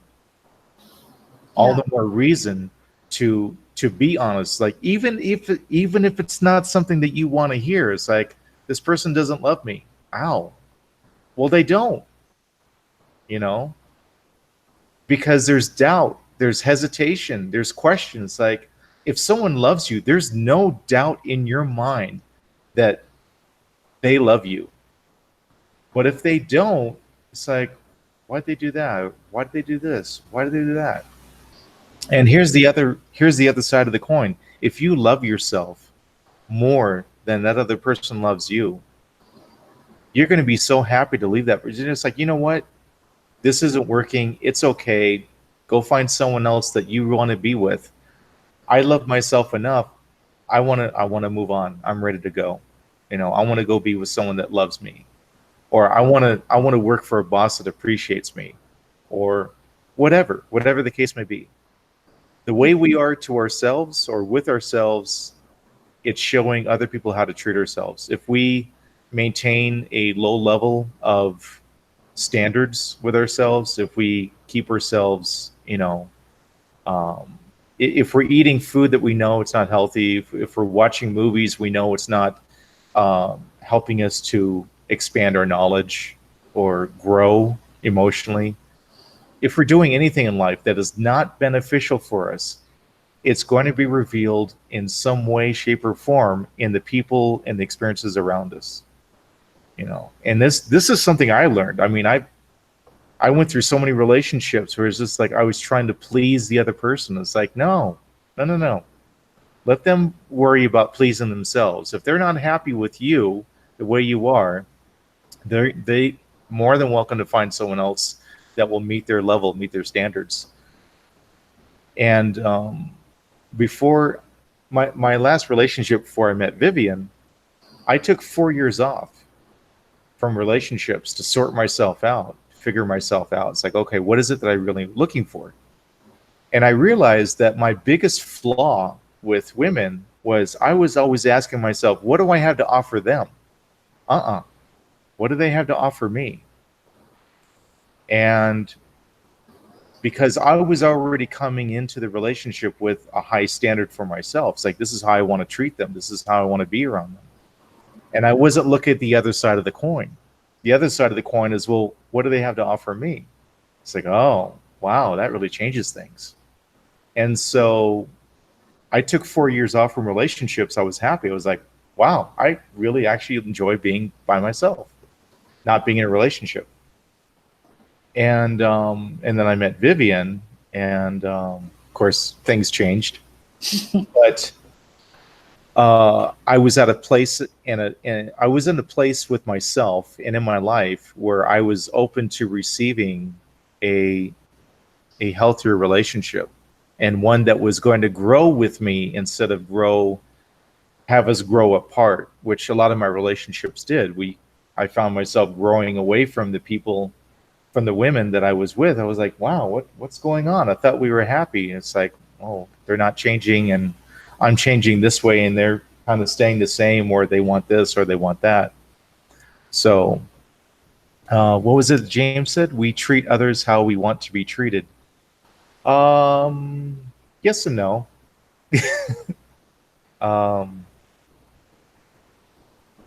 There's a lot of people that treat other people better than they treat themselves, or better than they allow other people to treat them. I mean, my mom was a prime example of that. That's good, but are you treating, okay, I treat my girlfriend Vicky like gold. How do you treat yourself? Do you treat yourself the same way? Does that reciprocate to you? And are you open and receptive to being treated like gold from her? Those are the two most important questions here. But my mom was a good example. She treated me better than she allowed anyone to treat her, because I remember buying a watch for my mom. She goes, oh, no, that's too expensive. Take it back, keep that money for yourself. And I was like, Mom, and I'm thinking all these times, like when I was a kid, she was buying me these expensive Star Wars toys. I'm like, wow, I was, of course, when I was a kid, I didn't care. I was like, yeah, I want that. But as I got older, I began to appreciate all the things that she had bought me. I'm like, wow, I want to return that to her. But she wouldn't allow people to buy things for her. It's like she had this guilt complex. I'm like, what's going on? But any of my friends came in, it was like because she was born in Little Rock, Arkansas. So she was raised old school. And this is she was born back in the late 20s. So she was raised old school, Southern hospitality. You've got guests coming into your house. Would you like some lemonade? Do you want some tea? Do you want something to drink? Can I cook you something? And so my friends got 5-star treatment every time they came over, and that kind of rubbed off on me. But when she went over to someone else, oh, don't bother, it's okay, don't worry about it. And it really messed with me as a kid, because I could see, I guess in a sense, it was almost like hypocritical. I want to treat you better than I'm going to let you treat me. And I got to tell you, James, that really will mess with your kids. If you're not concerned about yourself and you treat your kids and your family better than you let yourself be treated, it's really going to mess with your kids. Because it messed with me for a long time, and it took me a while to kind of work through that and to detach from that. It's just seeing it firsthand. Of course, my dad, he loved the 5-star treatment. He'd take it all day. But my mom, it was like, she'd settle for 2-star, and it's like, but, There's also, just quickly, yeah, yeah. there's also something else as well. When you are treating other people, especially your kids and your family, better than you treat yourself, it's like they're the most important thing in your life. And so you need to treat yourself good too in order to look after them. Because it's like being on a plane or anything like that, when there's an emergency, you always put the emergency mask on you first before you attend to your kids. Because if you don't survive, your kids have no one else to look after them. So, I mean, I understand. I'm not a parent. I'm not a parent, so I can't really speak from a parent's point of view. But I understand when something's dear to me, like I really want to treat them, really well. But I also can't forget about myself too, because if I'm not around, say for my parents, if I'm not healthy and they're getting older and I can't look after them, then I'm not there for them. So. Yeah. But Yeah. also you're the example for your kids. Right. They're not gonna listen to what you say and what you do for them so much as they're going to absorb the example that you're setting with yourself. And as they get older, they're going to start, subconsciously kind of taking on your traits of that mentality. And it wears on everyone. It's going to wear on the individual that's doing that with themselves. It's like putting other people ahead of them. And the question I've asked people in the past, like, where would you be without you? And getting back to meditation allows us to see how important we are to ourselves, and not in a self-absorbed, destructive way that pushes other people aside, but more as a beneficial way of the more I help myself, the more I have to help others with. And I think that's the key, is to allow more in so that you have more to offer, more to give. Right. And that's a natural thing. It's like shutting off the valve of a dam or a stream and expecting water to come out of it. You're not going to get much. We have to be a wellspring that's constantly flowing, and through meditation we can access that. So in terms of what meditation has done for you, is there anything else you wanted to add, Viv?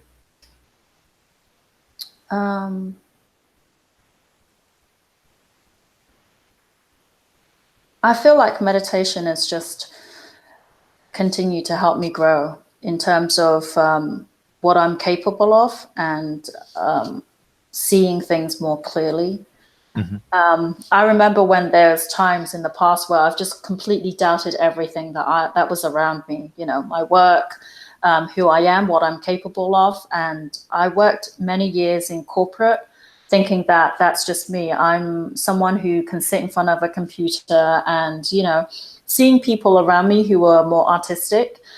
And just now that I'm, like I said before, every time I finish a meditation and I go through something that's heavy, that's ugly, I come out and I'm like, oh my God, a new idea just popped into my head, a new design, or I just feel more comfortable with myself, and I'm less uptight. And when people sometimes are not honest with me, for me, it's like, I don't get angry or anything. I'm just like, that's just literally where they're at in their life.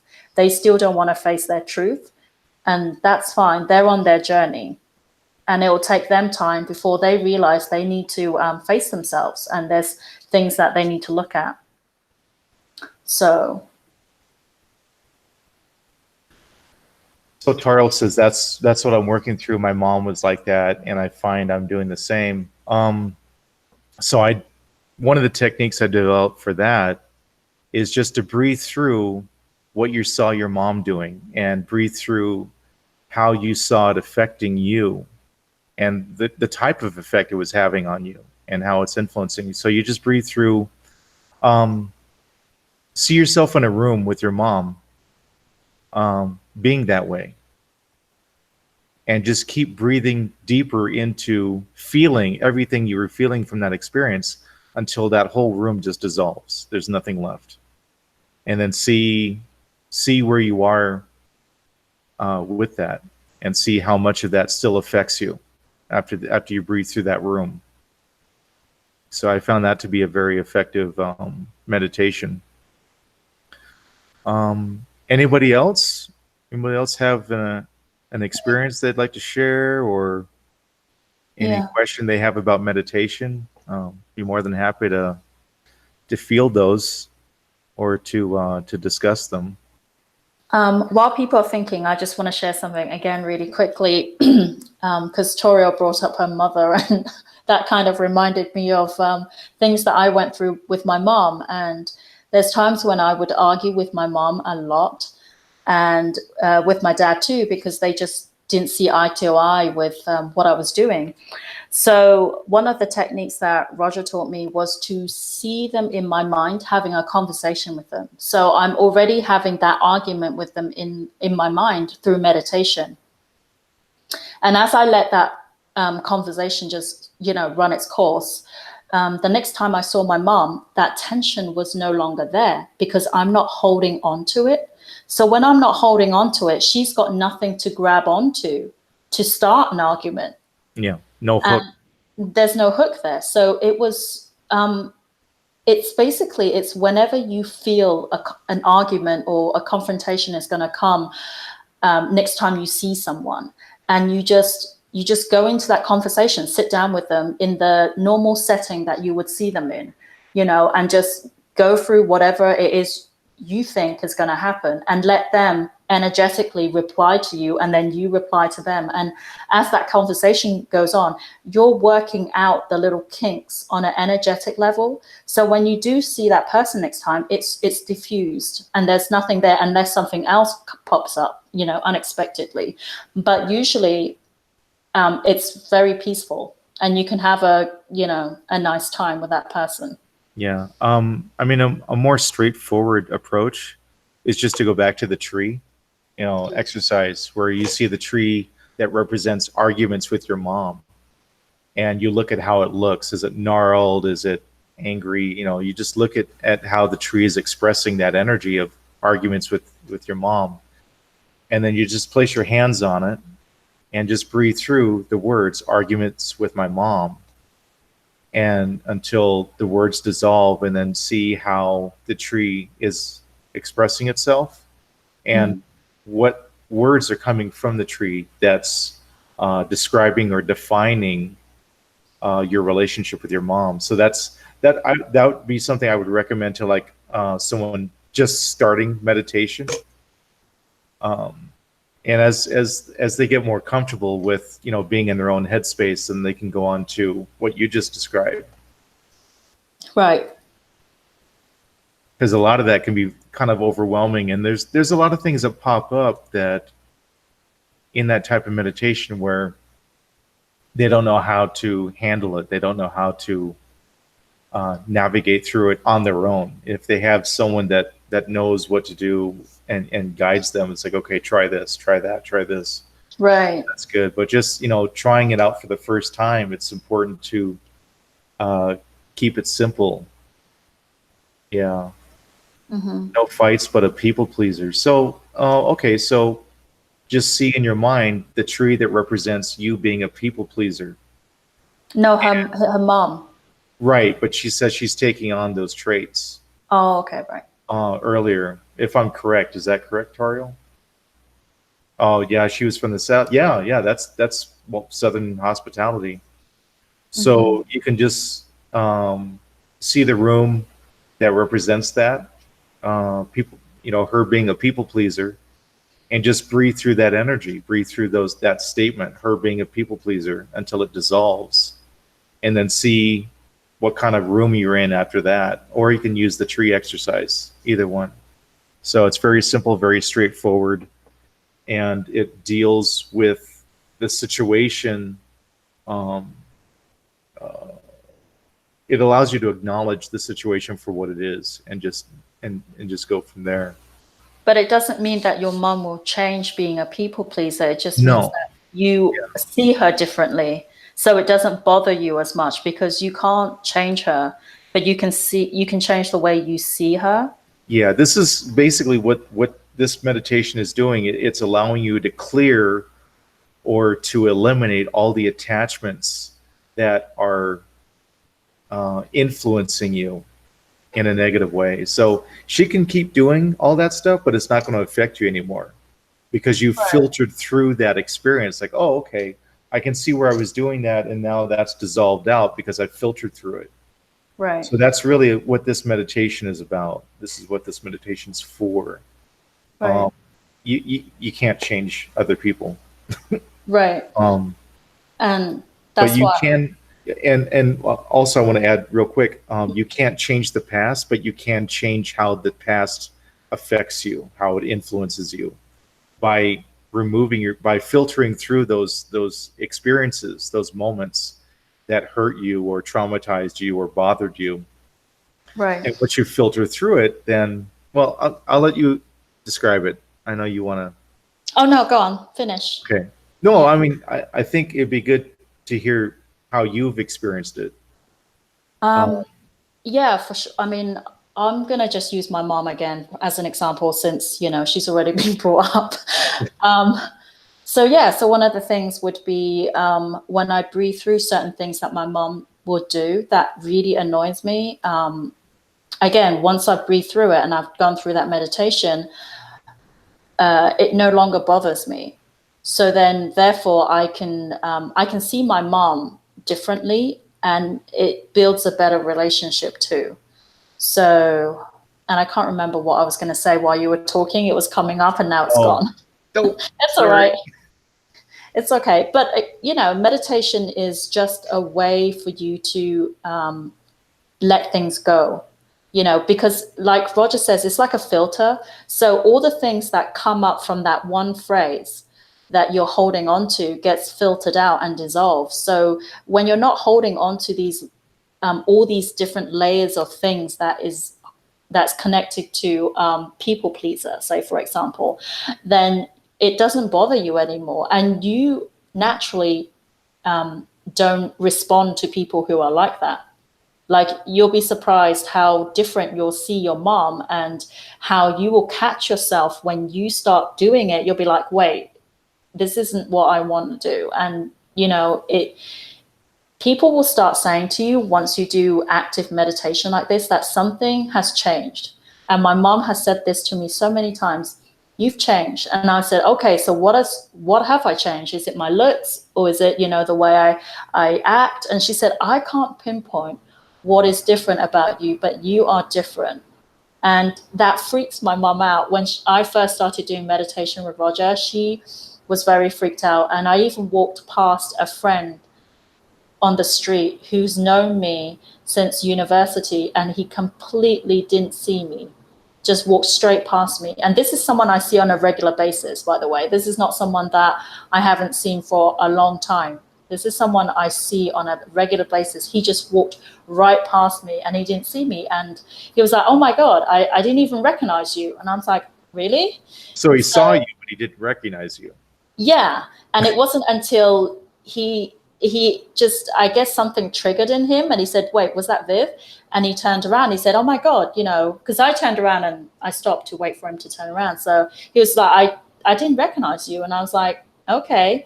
And another weird thing is he was working right opposite me. So I worked opposite him every single day. In the office. In the office, yeah. So this is what meditation will do for you. The thing about meditation is that it changes you on the subtle levels of consciousness. Yeah. So even the way you approach a situation, even the way you're looking at people, you're looking at them in a completely different way. And these are the subtle differences that people can't put their finger on. It's like, what's different about you? It's just the way you're sitting, the way your hands are moving when you're talking, or the way your hands are resting when you're talking. There's so many different ways that changes can occur in a person, their personality, their emotions, the way they react emotionally. You know, I found that my emotional responses are a lot calmer than they were. I feel a lot more detached, and detached. I have to be careful here because a lot of people they'll say detached and disconnected. It's not the same. Disconnected, you're just not feeling anything. That's apathy. When you're detached, you're acknowledging the emotion, but you're not allowing it to affect you, and that's a huge difference. Like disconnections, I'm just going to shut down. I'm not going to feel anything. I'm not going to show anything. But when you're detached, you're like, ooh, wow, that was deep, you know. So you can enjoy the experience. You can enjoy pleasure. You can acknowledge pain, but you're not being affected by it emotionally. It's not charged for you. So that's the difference between being detached and being disconnected. And you want to be detached, and that's what meditation helps you to become more like, is detached. So Yeah. The other thing that meditation has done for me is stop smoking. I was a smoker for 10 years, and I met Roger and he said, "Hey, do you want to work on your smoking?" And I was like, "No, it's fine. My smoking helps to relax me." And that's what I used to say to myself, until Roger said, "Okay, when you're ready to give up smoking, let's work on it." And I did. I found out what the smoking was attached to. It was, I was trying to fill a hole with the smoking. And once I realized what it was, I didn't need the smoking to fill that hole. I filled it with, what I lacked myself, the understanding of what it was. And I can't even remember what it was now.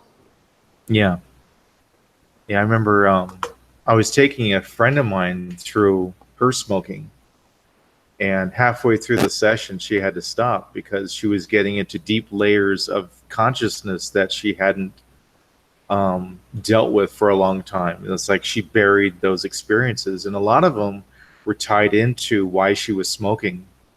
So she said, "Can we do this another time?" Because I could feel like I could see her getting really uncomfortable. I'm like, "Yeah, sure." And then she never called me again. I was like, "Okay." So, but again, it's these things they pile up over time, and eventually they hit a point where they become too much to handle, and we either explode or we implode. You know, if we don't do something about the buildup. And it's the buildup, it's like, oh, that's not a big deal. I'm just going to put that off to the side. I'm not going to think about it. I'm just going to pretend it's not a big deal. Well, it's not. It doesn't go anywhere. It just stays in the corner. And then all of a sudden, you put something else on top of it, and then something else on top of that, and it's just, it's just like this endless buildup, Right. until it reaches its critical point. Mm-hmm. So, and it's never pretty. That kind of buildup, it it it's never pretty. Yeah. So James says, "The wonders of good medicine, it calms me." Okay, not sure what you mean by medicine, but Did you mean to say meditation or? I don't know. He just wrote good medicine. Okay. So, does anyone else have any questions for us, so either Vivian or myself? Any Yeah. questions that might have come up during our discussion about meditation? Any comments? I think we've got four Well, people watching outside of you and me. right. And if We anyone, go on. Go ahead. I was just going to say, if anyone does try the meditations, do message us back, in a private message, and let us know how it goes, because, Yeah, it's always good to get feedback as well. yeah. Well, it's nice to hear how it's helped people. I remember I worked with this one lady that had that was in an emotionally abusive relationship. And I mean, when I first saw her, her hair was just hanging, and her eyes were just like really dull. Her skin just looked, I don't know, pasty. And I took her through a 2 hour session, and it was like night and day. And it was like an instant transformation. And I saw her 2 weeks later. I didn't even recognize her. She was beaming. I mean, glowing. Her hair, everything, her skin, her eyes, and she just had this huge smile. And it was an incredible experience.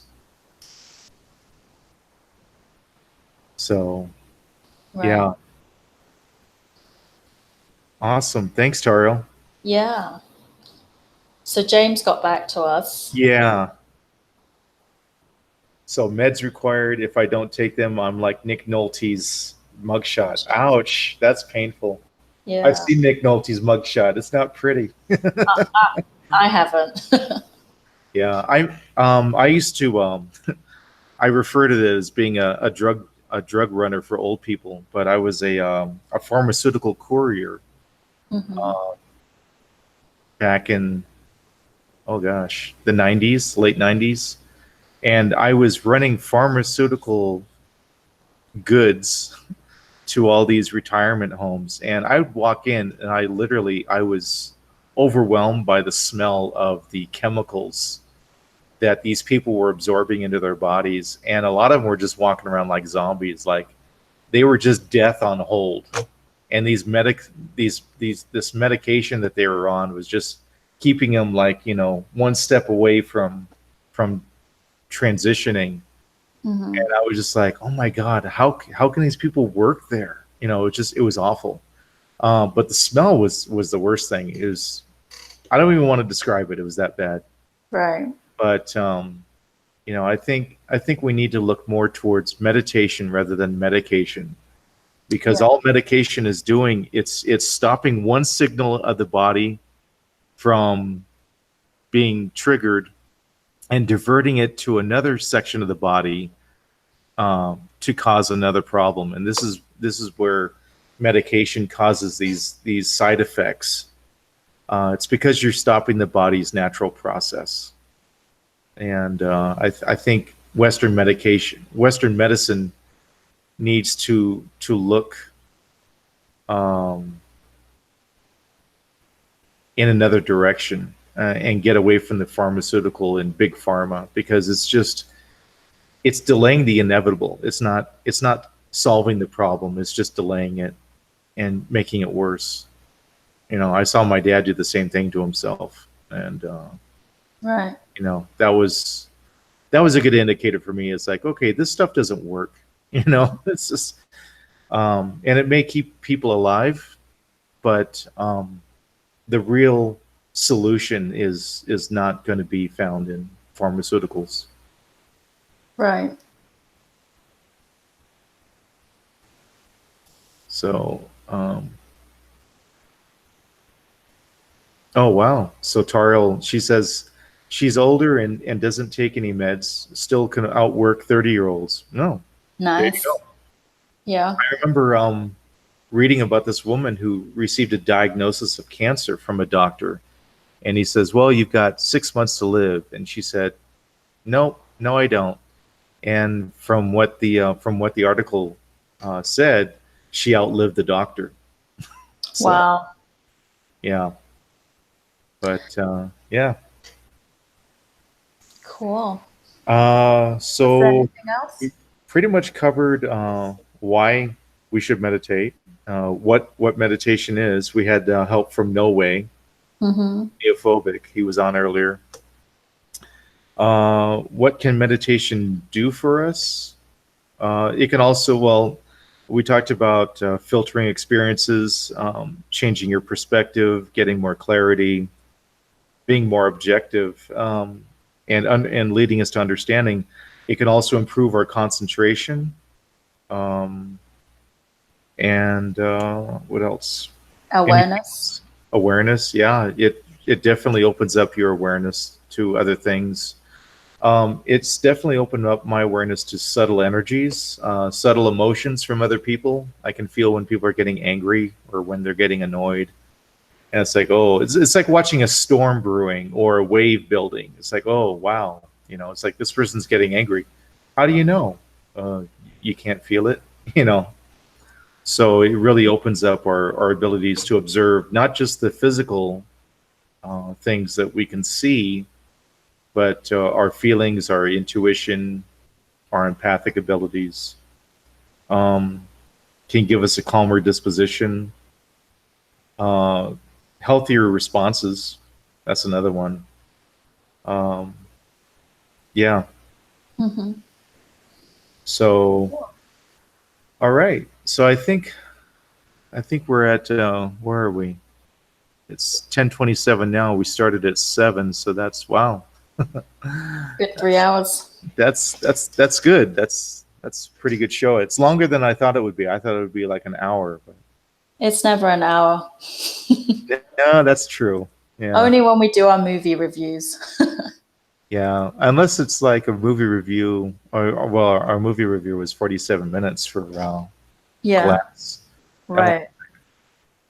But if there's nothing else, I think we can wrap it up. I just want to thank everyone here, James Clark, Tariel, Yeah, Bonnie for stepping in for a little bit. That was nice.